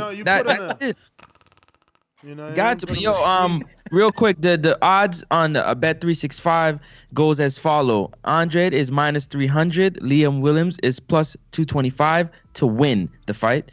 TKO, Andrade is +260. Liam Williams is +275 to go by decision. Technical decision or by decision. Demetrius Andrade is -105. Liam Williams +2,000. Oh, those are close odds. Those are much closer than I thought they would be. Except for the decision one, though. That's odd. Money line is -435, and Liam is a +285. That's not close. No, he said. What did you? You said the money line was He got 3. different odds. He's on. I'm sorry. Okay. But Gotcha, for me is no. I don't consider this close, and I'm sure. I went to the bathroom, so I didn't hear what you had. I'm sure me and Francis aren't that much apart. I got -435 Andrade, +285 Williams. What you got again, Francis? I got -300 for Andrade and +225 for Williams. I mean, that's 3-1. Like that's not like I thought it would be. I don't know. I think you could make an argument for bigger. Though, but to win, I don't know. To win by decision is +2,000 for Liam and only -105 for Andrade. So they're saying that this fight is not going by decision, or it is going by decision. Wait, he's -105 to win by decision, and Liam that's is like even money. Decision. Whoa, that's crazy, yo. So they really think he's winning by knockout. Who? Like they're convinced. Who? On the bet makers, the odds are in favor of Andrade winning by stoppage. Not really. TKO? Not really. I mean, -100 to go the distance, like that's nothing. That's like even money. That's not even money, man. I mean, you bet $100, you win $100. 105. Sorry. No, you win $5. Yeah, you win $5. Yeah. You're right. But if you do +2,000 for Liam to go by decision, $100 bring you back 2 bands. But that's what I'm saying, wow. Mario. What I'm saying is that you're interpreting it wrong, right? The even money is on the rounds, right? Going the rounds, which means they believe he's going 12 and it's gonna win by decision, Andre. That's why they're giving you minus money. Oh yes, of course. 105. Yep. I'm an idiot. You're right. They expect him to go. I'm such a moron. You're right. It would be the opposite. If it was like minus 1,000. The knockout is actually good money if you believe it. All you dudes like, yo, he ducking. Canelo ducking Andre. You dudes need to be betting $100 on Andre to stop Williams. So plus that you 260. Can, so that you can make 260 you know what back it is, plus though, your Ness? 100. Yes. Okay. But you know what it is, though? They're trying to define the line by people willing to bet on Andrade, right? Because he's minus 300 or minus 400 for some of us. But they want you to bet on the rounds usually or the distance. Like they want it to be very specific. So they're breaking it up this way where it's like they're giving you even money to go to the decision, meaning if he does get the stoppage, you don't win your money, right? As opposed to going, but then if you just go the money line, meaning you can win if he gets a stoppage, if he gets a technical decision, if he gets whatever, but now you're only getting 4-1 on your money. You know what I'm saying? Now you got to put up $400 to win 100, as opposed to saying, you know what, I want my 100 to make 100. But okay, but you can only get decision, and that's it. The draw is plus 1,800, Rob. Even though you're not my friend, but plus 1,800. But again, for all you Andrade fans that say that Canelo's ducking him, bet 4,000, make your rent money. Bet 4. You know, you think he's so great. Bet 4, you make 1,000. I mean, that's how it works. Dang, he said 4 stacks the rent money.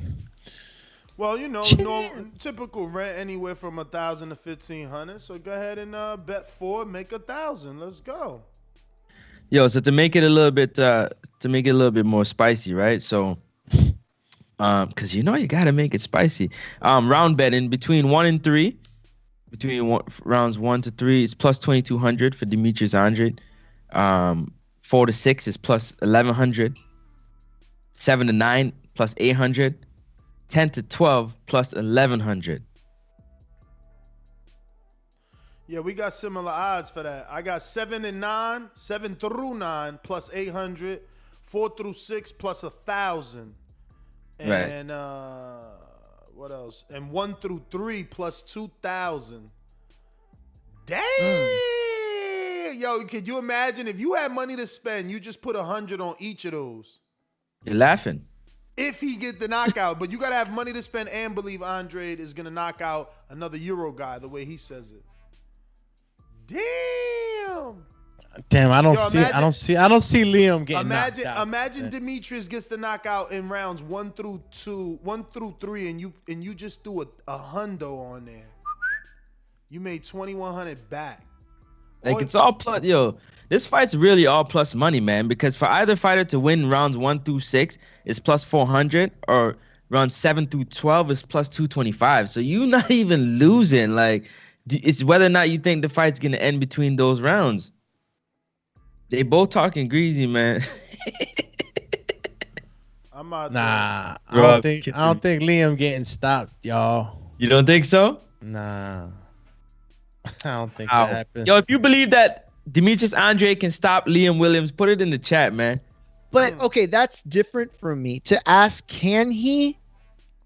Yeah, I think he could for sure. Would I be willing to bet that he gets the stoppage? I don't know. You know, because those are like two different things. It's like, I don't know. That's a tough one, man. The reason why I think so, because believe it or not, I seen an interview with Regis Prograis, and what he said really made me feel some type of way.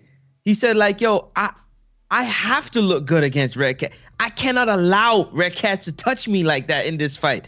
Like, my status will fall if this becomes a tough fight. Like, I got to look good. So him like, pushing that? I feel like Andre should have that type of mind.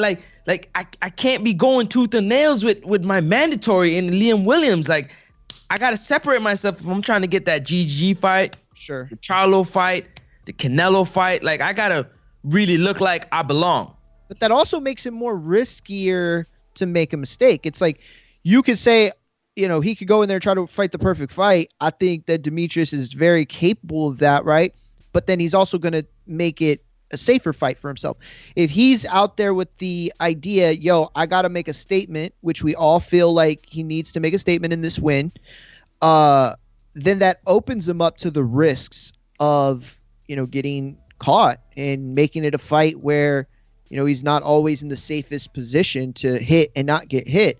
I don't know, because let me ask you, Francis, are you talking from like a better standpoint? Because that's the thing people need to understand. Like Francis, he is a better. Like you bet, you're a skilled better. You've made plenty of money since I've known you. Millions, bro. I mean, yeah, it's like he's made millions. You and Mark Cuban, change up my betting didn't style y'all go last Super Bowl, and you made $4 million. So, you and Cuban split that $2 million. But the point that I'm trying to make is that there's difference of approaching. Like as a fight fan, I can say, well, I think this is going to happen, right? But as a bettor, I could say, well, the likelihood that this happens makes me want to bet. You know what I'm saying? So it's like as a fighter, Mario, as a fighter, you have got to, like, I'm pretty sure every fighter wants to go in and do their best, right, Doomy? You're not trying to go in and not do your best. Like, I mean, that doesn't, you train all that time. But I'm saying he's got to have that, like, he got to be so switched on that he got to know the levels that he's at in the fight, that he can change gears and take it to another level to get that separation. You understand what I mean? Sure. Like you can't say winning is just okay in this fight. Like you got to look good. Like because it's what have you done for me lately? That's all they go. What have you done for me lately? What you done for me lately? You beat an undersized Luke Keeler. It made him stop, but what have you done for me lately? And you've been saying you want to give $7 million to Charlo and so on and so forth, but you got to put on that performance that the fans can get behind you now and say, yo, that has to happen. We all on a soapbox. Like, you know what? Let's come up here Sunday morning. Like, yo, let's make that fight happen, yo. Y'all ducking Andrade. You know what I'm saying? That's what needs to happen. Word. I get that. Yo, you guys Francis. catch that Alante Fox fight, William? Yeah, of course Williams? we did. Yeah, of course we definitely. did. You just caught it right now on YouTube. That's why you've been quiet for the last 20 minutes. Yo, Francis. No, I didn't. I'm joking. Francis, see what a 12-round parlay with Andrade and Canelo is over there. Yo, Ness loves these long bets now. I remember you used to hate having. I know. He's betting like 2 weeks in advance now. Like, you would be mad if he had to wait like a week for another fight. And now he's like betting 4 months in advance. Is it, yo, there's surefires in there, though. No, he's smarter to do it that way. Exactly. You know my no, man he's smarter Canelo to do it that way. win. Yeah, no, you're absolutely right. Yeah. You got that lined up. It's like, what you getting over there, champ? What you getting over there for that, champ? What odds you getting? We got Demetrius by decision. Yeah. Okay, so Demetrius by decision and Canelo by what? KO or decision? Decision. I thought you was gonna jump out the window and say, you know what? Give me that. Jumping out the French window. accent. He's like, I don't believe in Canelo that much. I believe in Canelo. I just believe that he. All right, here we go. By decision, parlay. Boom. How much we putting down? I mean, tell me what they giving you, bruv. Plus 349. 349 on Demetrius and Canelo win by decision. Because remember, it's minus 105 for Demetrius and Demetrius Canelo right now. As of today, it's 30 by decision. Man. It might change as it gets closer. Yo, what are my odds together? I can't even hear you, man. What with the parlay? What's the total odds, man? Plus 349. Damn, that's all. You only getting a little bit more than me. I get 323 over here. Yeah, because it's what do you have for Andre? Look at that. Rob get 375 for that parlay. What is he using? It don't matter. We all getting 3 and almost a half for our money. Just thank Ness. Thank Ness when your fucking money comes, man. Thank Ness. Yeah, but Ness. Yeah, but you gotta really believe in and found a way to make me money. You told me to pick. If I drop $100 on that one, I make 450. You told me to pick Ness. Thank you. You told me to pick 2 favorites that haven't lost in 10 years. and both are considered skilled, so skilled that they ducking each other. And I get Wait, to make is it 3 plus to or 1. minus money? Because I thought you said minus 4. Slap yourself, Mario. Minus money. I'm giving you $375 for that parlay, man. That's Plus. your parlay. That's your free parlay of the week, man. But what if Demetrius knocks Liam out? All right, so cover it. That's what Look, I'm saying. He's okay. acting like this is. Yo, what if he knocked him out? Hold on. You're talking about going the distance. Mario. Let's act like we on the betting show for a minute, because I feel like you about to go down and help each other. I feel like you about to go down a debate row. What No, is your probability of Andrade getting a stoppage over Liam Williams? I would say that I would put him 0.005%. around. I would say I'll put him right now as around a 85% chance to win and about a 40% chance to get the stoppage. Say what? Under 50%. Less than a half a shot to get the stoppage. Look, if you believe, and this is all you got to do, bro. Listen, $20 makes you $84.60, right? So you could still put 20 on 2 parlays and still make double your money, right? But what I mean by that is bet Andre by distance, because he might go distance. Sure, absolutely. Take him out and believe in Mario's that all of a sudden Andrade is a knockout puncher. I didn't say that. I was talking about the Canelo is the one that I thought was a stretch. That's not what you but said. I if was you just play it back, no. If you play it back, you said he's acting like Andre might not get the stoppage on Williams. But what I was trying to do is I was trying to go down each fight and think about it the way you're saying, because I want to act like this is the betting show for a second and not be debating each other, but help each other. I'm helping you. Canelo is not stopping Billy Joe. Oh my God, are you sure, bro? You're sure? Did he stop Laura? No, but that's not the Laura's same Canelo. He didn't. Yeah, know. that Listen, was the same. Yeah. No, but see, I'm in a like mind with Nets too.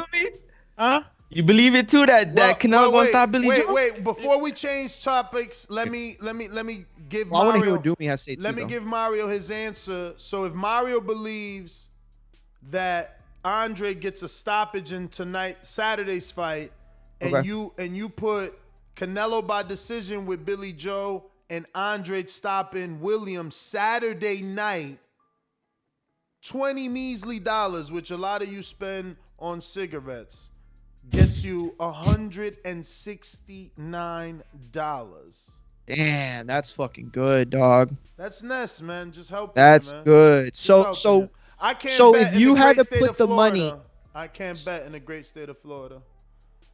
Call them. That's weird because I thought there was like that sport that they bet on in Florida, and it's kind of like field hockey or something. We were talking about that the other day. It's like high. Is that old game that the old people play on the boats? Yes. Where they push that giant disc? What's it called? I forgot. Would you put Tony in that one too to go the distance?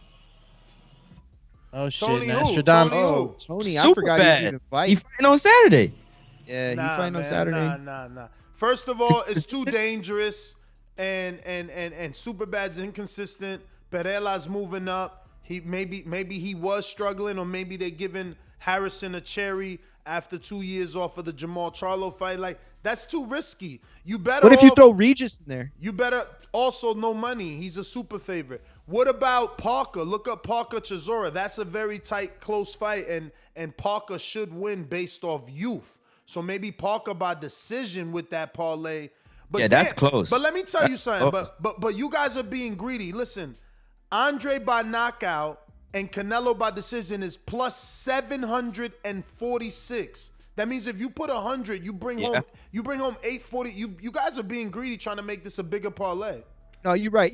Well, Francis started it, and then I jumped on the bandwagon. Different options. Never being greedy, but always looking at different options, right? Plus 125 for Derek Chisora, and plus 125 for him to win, and minus 175 for Joseph Parker. That's close. No, that's not. You don't want to go money line, champ. You got to go Parker. Oh well, they don't got no fight props yet. But if he's adding it, why wouldn't he? Why wouldn't you want him to put it money line if it's just adding to your already great? No, because Parker's winning by decision, and we know that. What's the last heavyweight he knocked out? But okay, that's a fair point. Fine, but let me change the debate then for a second. Okay, so then why not add a surefire guy like a Regis to a parlay that you've already made great? Let's do it live. Which how you want to add Regis, by decision or knockout? Money line.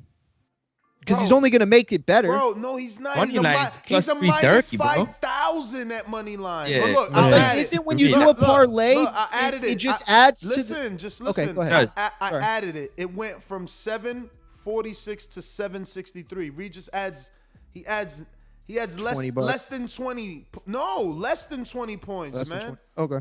But that's what I'm saying. Like, I'm just, again, this is for people that have never tuned into our betting show.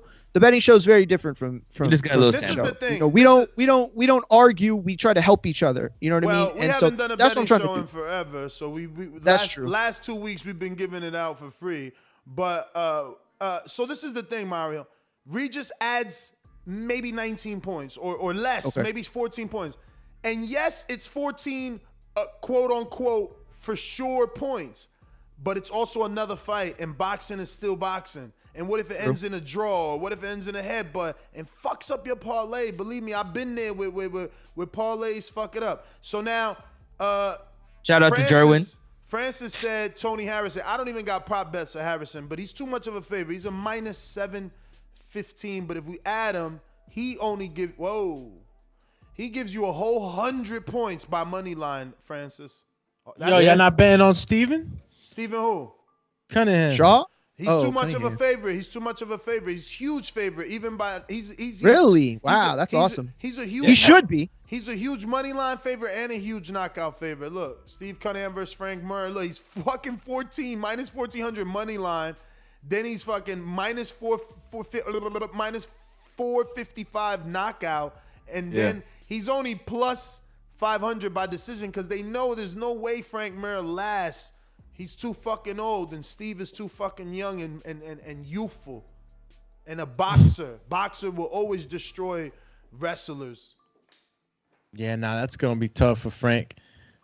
How about Jake? You got Jake Paul and Ben Askren in there. Yo, that shit is tight. You see that? They only got Jake as a 2-1. Yep. That's probably some money right there because they sleeping on Jake. He about to knock this pregnant dude out. I'm actually, man, you got like a real problem with Funky Ben. With Ben the Funk. He came to the press conference. He came to the press conference in freaking flip flops. Of course, I gotta. He disrespecting boxing, bro. Get out of here. Trying to Go ahead, Doobie. What you guys say to that? Like Jake is some young, everybody keeps trying to act like Jake and Logan some young kids. And Mario went through this yesterday already with the whole, like these dudes got the money to get their shit together to the level that other fighters just never could, unless they're like a Keyshawn and a Shakur. They're coming out the gate. They got that money. How do you feel about the statement he made? He says that being a YouTuber is harder than being a boxer. I mean, from the unsurety side of it, come on, how many people got channels? There's 1 billion YouTube channels, and they don't know when they're gonna pop. You know what I'm saying? Yeah, I think hard is. I want to understand what he means by hard. Like, I mean, if he's talking about like physically, the grind, then bro, we got a problem. But try to make it in YouTube, like, it's hard as shit. Hell yeah! I think what he's done. Listen, there's only a certain percent of people that do what he and his brother done anyway. So of course it's hard, and he has every right to say that. Comparing it to boxing, is really weird to say it's harder than boxing or harder than boxing, but it doesn't make any sense. It's definitely its own trials and tribulations, man. I mean, fuck, bro, that dude's in the millions of subscribers, man. That's not easy. If it was easy, everyone would do it. Well, I'll be honest with you guys. I am actually very excited to talk about this fight tonight. There's a lot of things that I think we haven't really talked about that need to be said. Number one, the idea, like Nessa saying, this pregnant guy. Mario. Sorry, can I cut you for a second? Yeah, Y'all go ahead, killing Doobie over there. He been trying to talk for the last 20 minutes. Oh, I'm so sorry. Yo, I'm not looking at the I'm gonna kill stats. Doomie I'm one so more sorry. time. I'm gonna kill Doomie one more time. Nah, check this out. Check this out. On the panel, how many of y'all think Jake gets the knockout? Cause I don't watch MMA. He's fighting a lighter guy, dude. I mean, yeah, he might get a stoppage. I mean, Ben Askren, for all the respect I could give him on the wrestling and MMA and whatever. Boxing is boxing, dude, and you got to respect the sport. Now, I don't know you showing up in your flip-flops if that's just you playing mind games, but just the whole quest of this, leading up to this fight, you've seen Funky just kind of playing around, making funny montages with Rocky Balboa scenes and shit, and everything's been funny. I've seen a couple of sparring sessions from him, and he don't look good. You know what I'm saying? He don't look like like the guys that I see at my gym and shit. So I don't know, man. Jake might put it on him, bro. Might put it on him. So and hold on. I'm in control of this because I'm going somewhere. So you saying he's gonna knock him out? I think he'll stop him, bro. And again, I'm asking for your help here. Is that the higher probability for this particular boxer to knock out this guy, Ben Askren? That's the higher probability going into Saturday night for you. Out of all the outcomes of this fight, is the knockout the highest probability? Yes. I'll say no. What? Because I'm gonna say no. But okay. Let me move on. What about for you, Francis? Say it again. Sorry. What's the higher outcome? The probability of the outcome, decision or knockout for Jake? I mean, the higher outcome got to be knockout, but at the same time, I got to add this to it. Nate Robinson didn't take punches for a living. He dribbled a basketball. Ben Askren took punches for a living. So his punch resistance will definitely be a lot higher and a lot better than the opponents that Jake has fought before. But again, boxing, you can't play with it, and it is a higher probability. I'm not going to be a fool and say it's not. Mario, what about you? Come on, let's go. He left again. Call you no. Oh, I'm sorry, I was on mute. Higher percentage knockout. Okay, so listen, guys. And Francis, I want you to put 20 on this for me. Canelo points, Jake Paul by knockout, Andre by knockout. I didn't want knockout. This is Mario's whack ass. He thinks Andre getting a knockout, but we're gonna create. You need to stop. I didn't say that. We're gonna safe bet it. So we'll do this one for 20.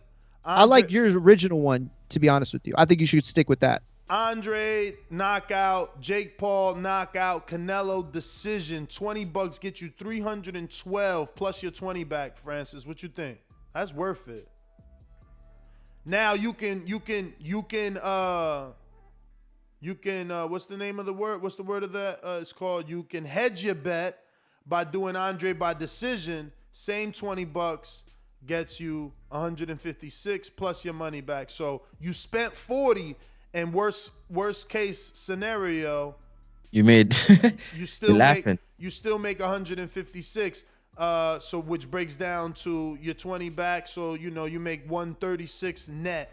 Now, remember that in order to do that, you still gotta get Canelo by points, Jake Paul by knockout, and Demetrius Andrade by points. And then that's that. People saying add Harrison by knockout, but I'm just saying that's gonna decrease the probability because you're making more fights on your parlay. And don't get me wrong, all we got to do now is lower the money because I used to do $2 parlays and get paid. Look, there's no fight props though. There's no fight props for Harrison right now. No, not yet. Can't do nada, man. Can't do nada with that. Yeah, I'm in Jersey. Yeah, you could bet. You could bet. If you put the same bet I said for 20, you make 3 whatever I said over there. How about I just bet for you? Yo, hey Mario, you're on mute, brother. God damn it! I'm so sorry. I'm trying to do this. Yeah, I keep putting myself. Jerwin Ancajas. This is what Ness be talking about, the Mexican style. He fought a dude that's never fought on U.S. soil before, and he took him 12 rounds. And he got dropped. Jerwin dropped, dude. Put it like this. I picked him for the knockout, 250 would have brought me back $4,000. Thank you, and Kajas, for going to all the way. He's the only one that went. That should be annoying. What? Yo, but it's super 250. chat. Do you understand what I'm saying? Like 250 made you 4,000, brother. Oh my God, dude. Super chat, super chat, bro. Because we got a Super bunch chat here. to get. Did you get to YouTube? They go to France. YouTube dropped the extra 0. He usually was 1 0 short. He added a 0. Shout out to YouTube. Oh yeah, we got. Hey, to how you know YouTube's a he? I said champy or champat. You know what I'm saying? What about Gator57 showing love? Yeah, we ain't get to him. Boston Jared said Triple G twin brother Max handles the business. That's hilarious. Yo, did his brother fight too? Triple G's bro? Yeah. They both had a story and shit. Yeah. Oh, Like, we both never got to this one, dog. How y'all gonna miss my man Jared Lloyd? Shout out to Jared Lloyd in the building. Billy Bumlord is washed. He stayed on the pedestrian tour for years, and he just cashing out now to pay for lawyer fees. Canelo knocks him out. I don't think he knocks him out. You know, but could we, Ness, talk about like the fact that I get the point that he's making. Do me that. Hey, what happened? Sounded so low. No, yeah. But hear it. That shit was in Saudi somewhere. Could we? Yeah, that sounds super far. Yeah. Could we at least like let it be known that like there was this time in the middleweight division and like Billy Joe's kind of like remnants of it where there was like guys like Andy Lee and damn, who's another like good name in there? It was like a bunch of like, you know, overseas fighters around that time, and it was like everybody was trying to get their shot. You know, and they weren't fighting each other right away. It's like Billy Joe's kind of like remnants of that. So I don't know. I'm not saying that that is forgivable or that, you know, that's okay. But I think he's getting his shot at the time that he's getting his shot. Like, by the way, he was supposed to fight Canelo last year too. You know what I mean? So it's just he's done a lot to himself to hold his career back with the outside antics. But there are some things that have happened in his career that really aren't his fault. Somebody has hacked into my soundboard and has nullified my volume. What? I gotta fix this. Nah, so I don't know what happened with I guess the cleaning lady might have hit a button and shit. She like, I hate when he plays that. Hey, what happened? Getting Mario bro, Blog we had a Talk. couple of more super chats though, Ness, if you wanted to get to. Yeah. We got Boxing Expert says Francis La Gata. Last 3 years have been all tune-ups. Canelo would have stopped all of them dudes. Canelo is el papá de las gatas. Did you? El rey You didn't de get. los pescaditos. Oh, I'm sorry. I thought you was done when you said Canelo is el rey de las papas. You didn't get Kamel, who says, will Dazn ever push GGG or Canelo 2 of its star attractions to face on? Oh, you did read that, I think. Yeah, we got that one. Got it. Ups. Next one's for another one from Boston Jared. Si, senor. He said, when Beefy see how much bigger Demetrius is than him at the weigh-in, reality will set in.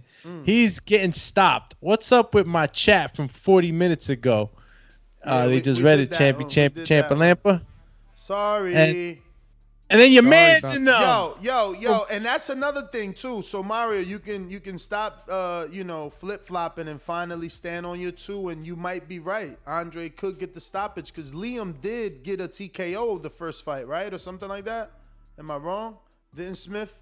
Let me look it up. Oh, Liam's, yeah. I think Smith beat Williams by one. Was the first. Williams was deemed in no position to continue after suffering the double That's laceration right. on the He had the laceration, right? Yeah, no, so it was a headbutt more than anything. Yeah, but he did get the or he lost the majority decision in the next one. The next one was a majority, but he didn't get stopped though. He does have one. Well, they considering it a stoppage, but it was because they consider retired in the corner. Because it was ruled off of a punch. You know what I mean? It would be different. It was like a headbutt. Then they would have gone to the cards. So, I mean, I know you know that, but I'm just explaining. You know what else I know? Francis, you there? You there? Yeah. I'm just getting something for you right now, brother. I'm sending something to you right now. I want you to show it to the people if you want to. Oh, just you give want me me a to second. show it to the people? Doomy, get to the next super chat because we got one of our Border Wars fighters. Right now. Updated footage, brother. Check it out. It's Watertown's own. Might change your mind. Go ahead, Alex. Sorry. Marcus Johnson Boxing, who says Askren is going to stop Paul. It's going to be like Mayweather versus Conor without the extra rounds and without the world-class boxing. Whoa. Hey, yo, MRJ, you sure about that? Yo, I hope Paul put a rematch clause if y'all thinking he gonna get the win and shit. Yo, Paul is going into this fight knowing he gonna win, bro. He fighting a smaller guy and all that other shit. I'm giving Ben his credit just to, because he's been an athlete. Like France said, he knows what it is to take punches. So, his reaction and his resistance to punches is be a little different. But man, he know what he's getting into, bro. Did you see how much bigger he is than him? Yeah. Like, yo, Jake, not for nothing, he got some thick legs. Like, the dude ain't no scrawny dude. Like, yeah.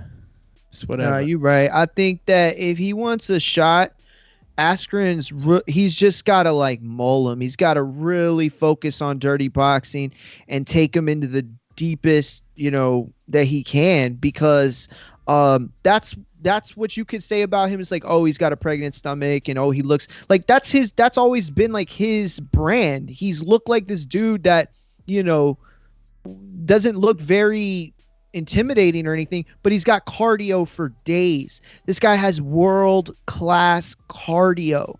He will not get tired. Like, it's just not going to happen. So, if he wants a shot, like there is a path to victory for a guy like Ben Askren, who's been on the world stage of wrestling, who's been on the elite stage of MMA, despite the fact that he's not the boxer coming into this. Mario, like, that's... But why, bro? Why is it the only thing that you recall when you hear the name Ben Askren is that knee from Masvidal? I know.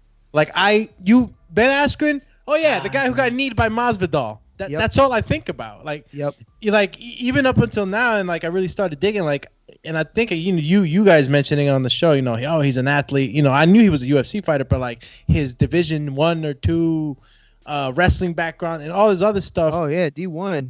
Like you give him credit, but like all I know him for is getting knocked out by a knee. So, if he hasn't like garnered the attention in the UFC to be able to say, hey man, did you see that Ben Askren fight? It was a hell of a fight. He finished him this way. And then again, I've been following boxing a lot more than the MMA and the UFC scene. So maybe I'm talking out of ignorance, but like I haven't heard of him like, oh, he fought this guy and he did this. So I don't know. You take it with a grain of salt. And the cards are really stacked against him. Really, like you might think like, oh, he's UFC, he's this, he's that, but like all in all, is like Jake's been training. He's been training specifically boxing, and it's like he's the bigger guy, and I believe Jake actually hits harder than Ben Askren. You know what I'm saying? I could look up. Anybody could tell me with Ben Askren how many guys he's knocked out. Like, I don't know.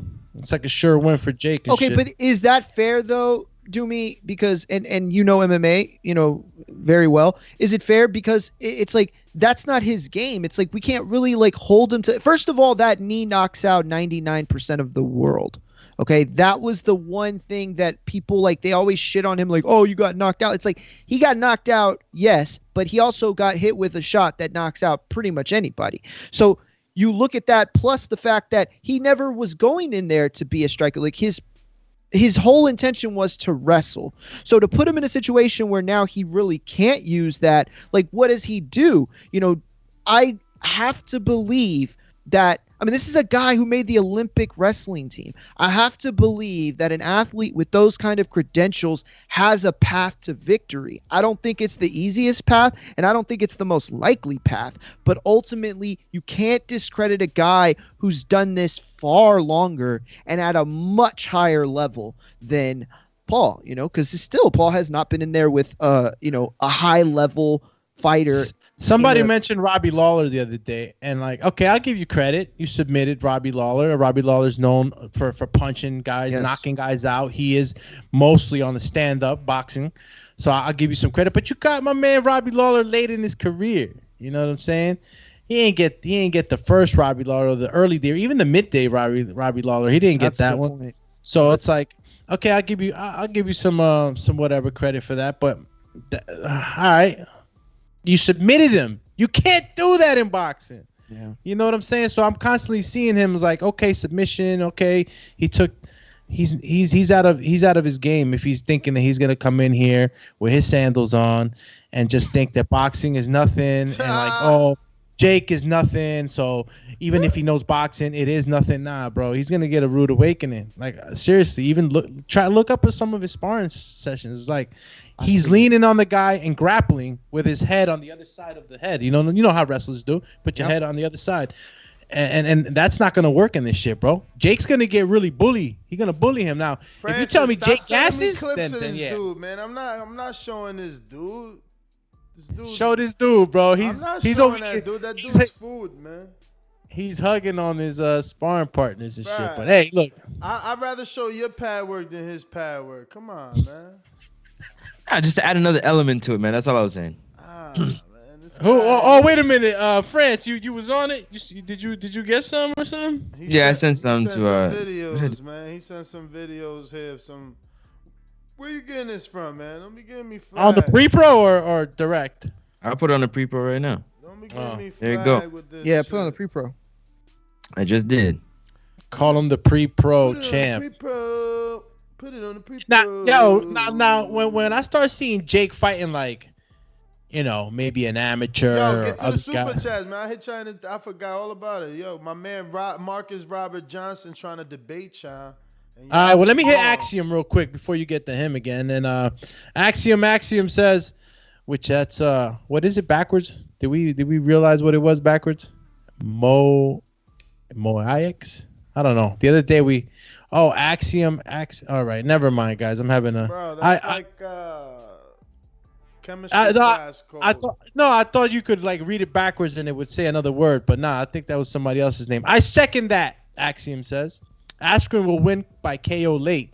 Jake will waste a lot of energy trying to get the KO early. How many rounds is this, Ness? I don't know, bro. Like 4 rounds? What is it? Come on. You're asking the wrong person. Look at your man. What, the Paul Askren fight? That's an 8-round fight. Look at your man's right here, man. You guys get videos or what? That's it. I'm looking at him right now. Dog, Francis. this is an 8-rounder? 8-rounder. Damn, Jake. Don't gas out, champ. Oh, man, Ness. How does this happen? What didn't they go from 4 rounds to 8? Was it a 6-rounder? The contracts, negotiations, man. But it don't matter. You don't think he's training to go 8 and 12 and 13? Yeah. Come on. That may be true, but ain't that very smart on at Ben Askren's part? That is smart on him, but you see how big he is. He himself going gas. Has he been? I don't know. I don't watch him. Does he always have that stomach? Yeah, he always. He's always looked like that. Look like that, but even at his elite wrestling stage, he never had a body. Like he's just one of those guys that has amazing cardio. But does he gas though? No, he's not gonna gas. It's not gonna happen. My man got the dad bod going on. No, you're right. And look, and that's the thing is like, can he take a punch? That's something different, But I don't know. I just his best shot is to just dirty boxing inside and try to tire him out. Do you see this call on Blog Talk? Because you never. Blog Talk wasn't working when I went in. Okay, no, it might not be, and on my end it just shows. I'm gonna refresh. Yeah, I'll check it. I got you. Yeah, you want me? Did you read the last? Man, I told you that you gotta read him because he debating with y'all. You the one that. Oh snap! He debating with the kid. You ignoring me. Sorry. What did he say? Read it. All right, he said, Paul never been hit. Laughing my ass off. You got a point. Yo, Paul. That's true. Nah, but did you get to the other one? Nah, you skipped the Askren never been hit. I thought you read that one. But Sorry. He meant to say Paul never been hit. Y'all gonna see. Does that mean you gonna pick me to beat Corey Frank just because I'm bigger? Everyone was bigger than Mayweather. I don't know, So man. he Look, think Ben winning. He said Ben gonna win. He said Askren is gonna stop Paul. It's gonna be like Mayweather versus Conor without the extra rounds and without the world-class boxing. You know, I'm not taking that bet, but I will say that I don't think I don't think it would be the biggest upset in the world. Like, how could we sit here knowing everything that we know, watching combat sports as long as we have collectively watched it, and think that, you know, somebody at a level that Ben has participated in, you know, doesn't have a chance in this fight? Like, no, I'm not. Yes, I'm picking Paul. Yes, I expect him to win. But I mean, come on, bro. Like, Ben has been at that level. Like, hey yo, Marcus, cut it the fudge out, champ. Your man's look mad uncomfortable on the pads, looking like he's tiptoeing over to an ice cream shop. Get out of here. He's no good. He's no good in boxing, man. And it takes a lot of time, bro. Jake's been on this thing. He's been on his grind. Take him for a joke, all that you want, but he knew what he was doing in picking Ben. Ben probably got the guess. The only thing worrying me, man, is the gas tank. Like, if Jake tries to go crazy and shit, tries to knock him out the first few rounds and then gasses, then, you know, you already know what it is, right, Ness? Mm-hmm. Fatigue makes cowards out of men, bro. Word. Not only cowards out of men, but your defense just isn't there. You can't, or your offense, you just ain't got it to do much. You start to conserve. You know, your brain is working overtime. You're afraid to let go because you're so busy. You want me to say it? You want me to say I'm afraid? Yo, let me get to these callers, man. Victorville. Victor in Victorville. What up? What up, man? Chilling. Walk outside the hall. Hey, man, the Ben Askren and Jake Paul fight, man. I think Jake Paul's going to knock him out. He got hands. And he's been training for like 3 or 4 years. Ben Askren's been training pretty much his whole life, but not boxing. He's a decorative, amateur in boxing, supposedly, from what I'm hearing. But he doesn't have hands, man. And another thing with Canelo's sparring partner, man, Lawrence King. He's 6'2", and I believe he walks around like 185 or so. And I believe he's a lot better than Billy Joe Saunders. You know, a lot of people might say no, or else he'd be at the top, but he's just getting started. He only has like 5 or 6 fights. So I send you his info, so maybe you guys can interview him and get some insight. Was that you that sent it to me yesterday via Instagram? I just sent it like maybe about 45 minutes ago on IG, on the Boxing Voice, your IG. So yeah, I got that for you guys, so you guys maybe can interview him, and his number's there too. So yeah, but I think Canelo is gonna. I believe Canelo will win by knockout, but at the same time, I see what you guys are talking about, and you guys are looking at the Lara fight and saying why he didn't knock out Lara, and almost same style of fighting, but Canelo's a lot different now. He hits harder, he's smarter, he learned from the Floyd fight, he learned from the Lara fight. So, and in Mexico, they don't have that style of fighting, so he was never used to it, and that's why he had problems with those two fighters. But now it's a lot different. He spars with those type of guys all the time. So I think it's a lot different. I see Canelo with a knockout. I would say mid to late rounds, not early. He's going to get some problems like he had against Khan, but at the end of the day, I see Canelo with the knockout, man. All right, that's what I'm talking about, champ. You call him the knockout. Call it the knockout. Nest GTO, Instagram and Twitter. Catch us on the next one. Today's Thursday. We'll be back 7 p.m. Eastern. We'll be making our official fight predictions for this weekend. I see people with the interest in the Jake Paul Askren immediate reaction. I mean, if it demands it, we will do it, you know? Yo, real quick, Marcus came back with another super chat. Shout out to Marcus, who will be fighting Corey Frank in the Watertown, Wisconsin showdown here, Border Wars 11. And he says, if Paul actually had a fight experience, I'd feel different. It takes a lot of other things than all that choreography you're seeing from the Paul. Hashtag Wisconsin fighter. From the Paul. From the Paul. I like that nickname. I mean, look, bro. I don't know how much choreograph, is his sparring. I don't know if that's just for the camera. I know that he doesn't spar. None of the hard guys. Shout out to your man. What was it, Josh Pollitt, who came on. He's coaching right now. I guess Aaron Carter, right? He mentioned some of that stuff. Paul doesn't really get in there with some real durable guys. He gets in there with a couple of meat bags.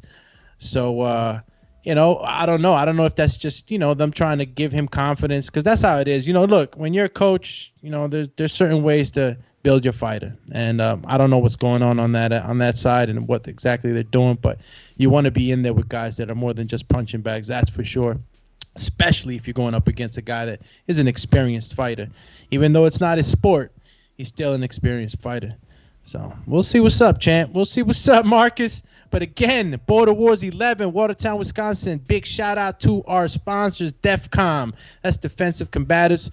Shout out to Protect Yourself at All Times too, Adrian Clark. If you haven't caught the series, guys, all right, the episodes are out Tuesdays and Thursdays, 9 p.m. So you know that the 9 p.m. episode will be airing tonight again. So if you haven't caught none of the episodes that have already aired, go ahead, visit the Protect Yourself at All Times YouTube channel and go check out the series, man. It's pretty informative.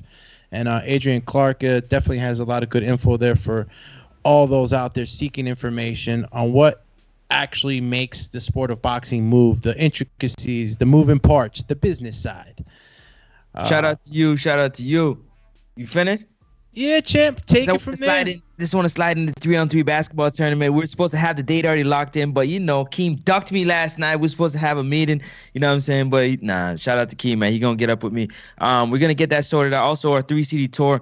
First stop to be in Dallas. We're looking to continue to lock in the venue and have the date locked in real soon. My good friend Alex already said it, man. You don't want to miss this one. Border Wars 11, Watertown, Wisconsin, June 12th. If you can't be in the building with 400 to 500 people, click BP Network, man. It's the place to be. It's going to be live streamed. It's going to be at the bar. The card is filling up. It's going to be amazing. And I can't wait. I just can't wait. I got to have it. MRJ Boxing, man. Damn, Marcus, you want to go in on me on this one. Let's go, champ. Askren putting that footage out to keep everyone from giving respect. Because Jake going to have to learn the hard way. Ha, ha, ha. He wants y'all to think he bogus. Let me find out that Marcus does MMA as well as boxing. Because I hope with 70 amateur fights, he ain't find time to go wrestle. Bro, he got 70 amateur fights. He got like 35 MMA amateur fights. No, just kidding. Yo, Davidian Simmons. What's up, Davidian? Early morning. Well, not early, right? We're getting ready to go into lunchtime. He says, hey, what's up, the Boxing Boys family? Ben Askren, a.k.a. Funky, should have been in the UFC back in 2008. 100 peace emoji. Peace. Peace emoji.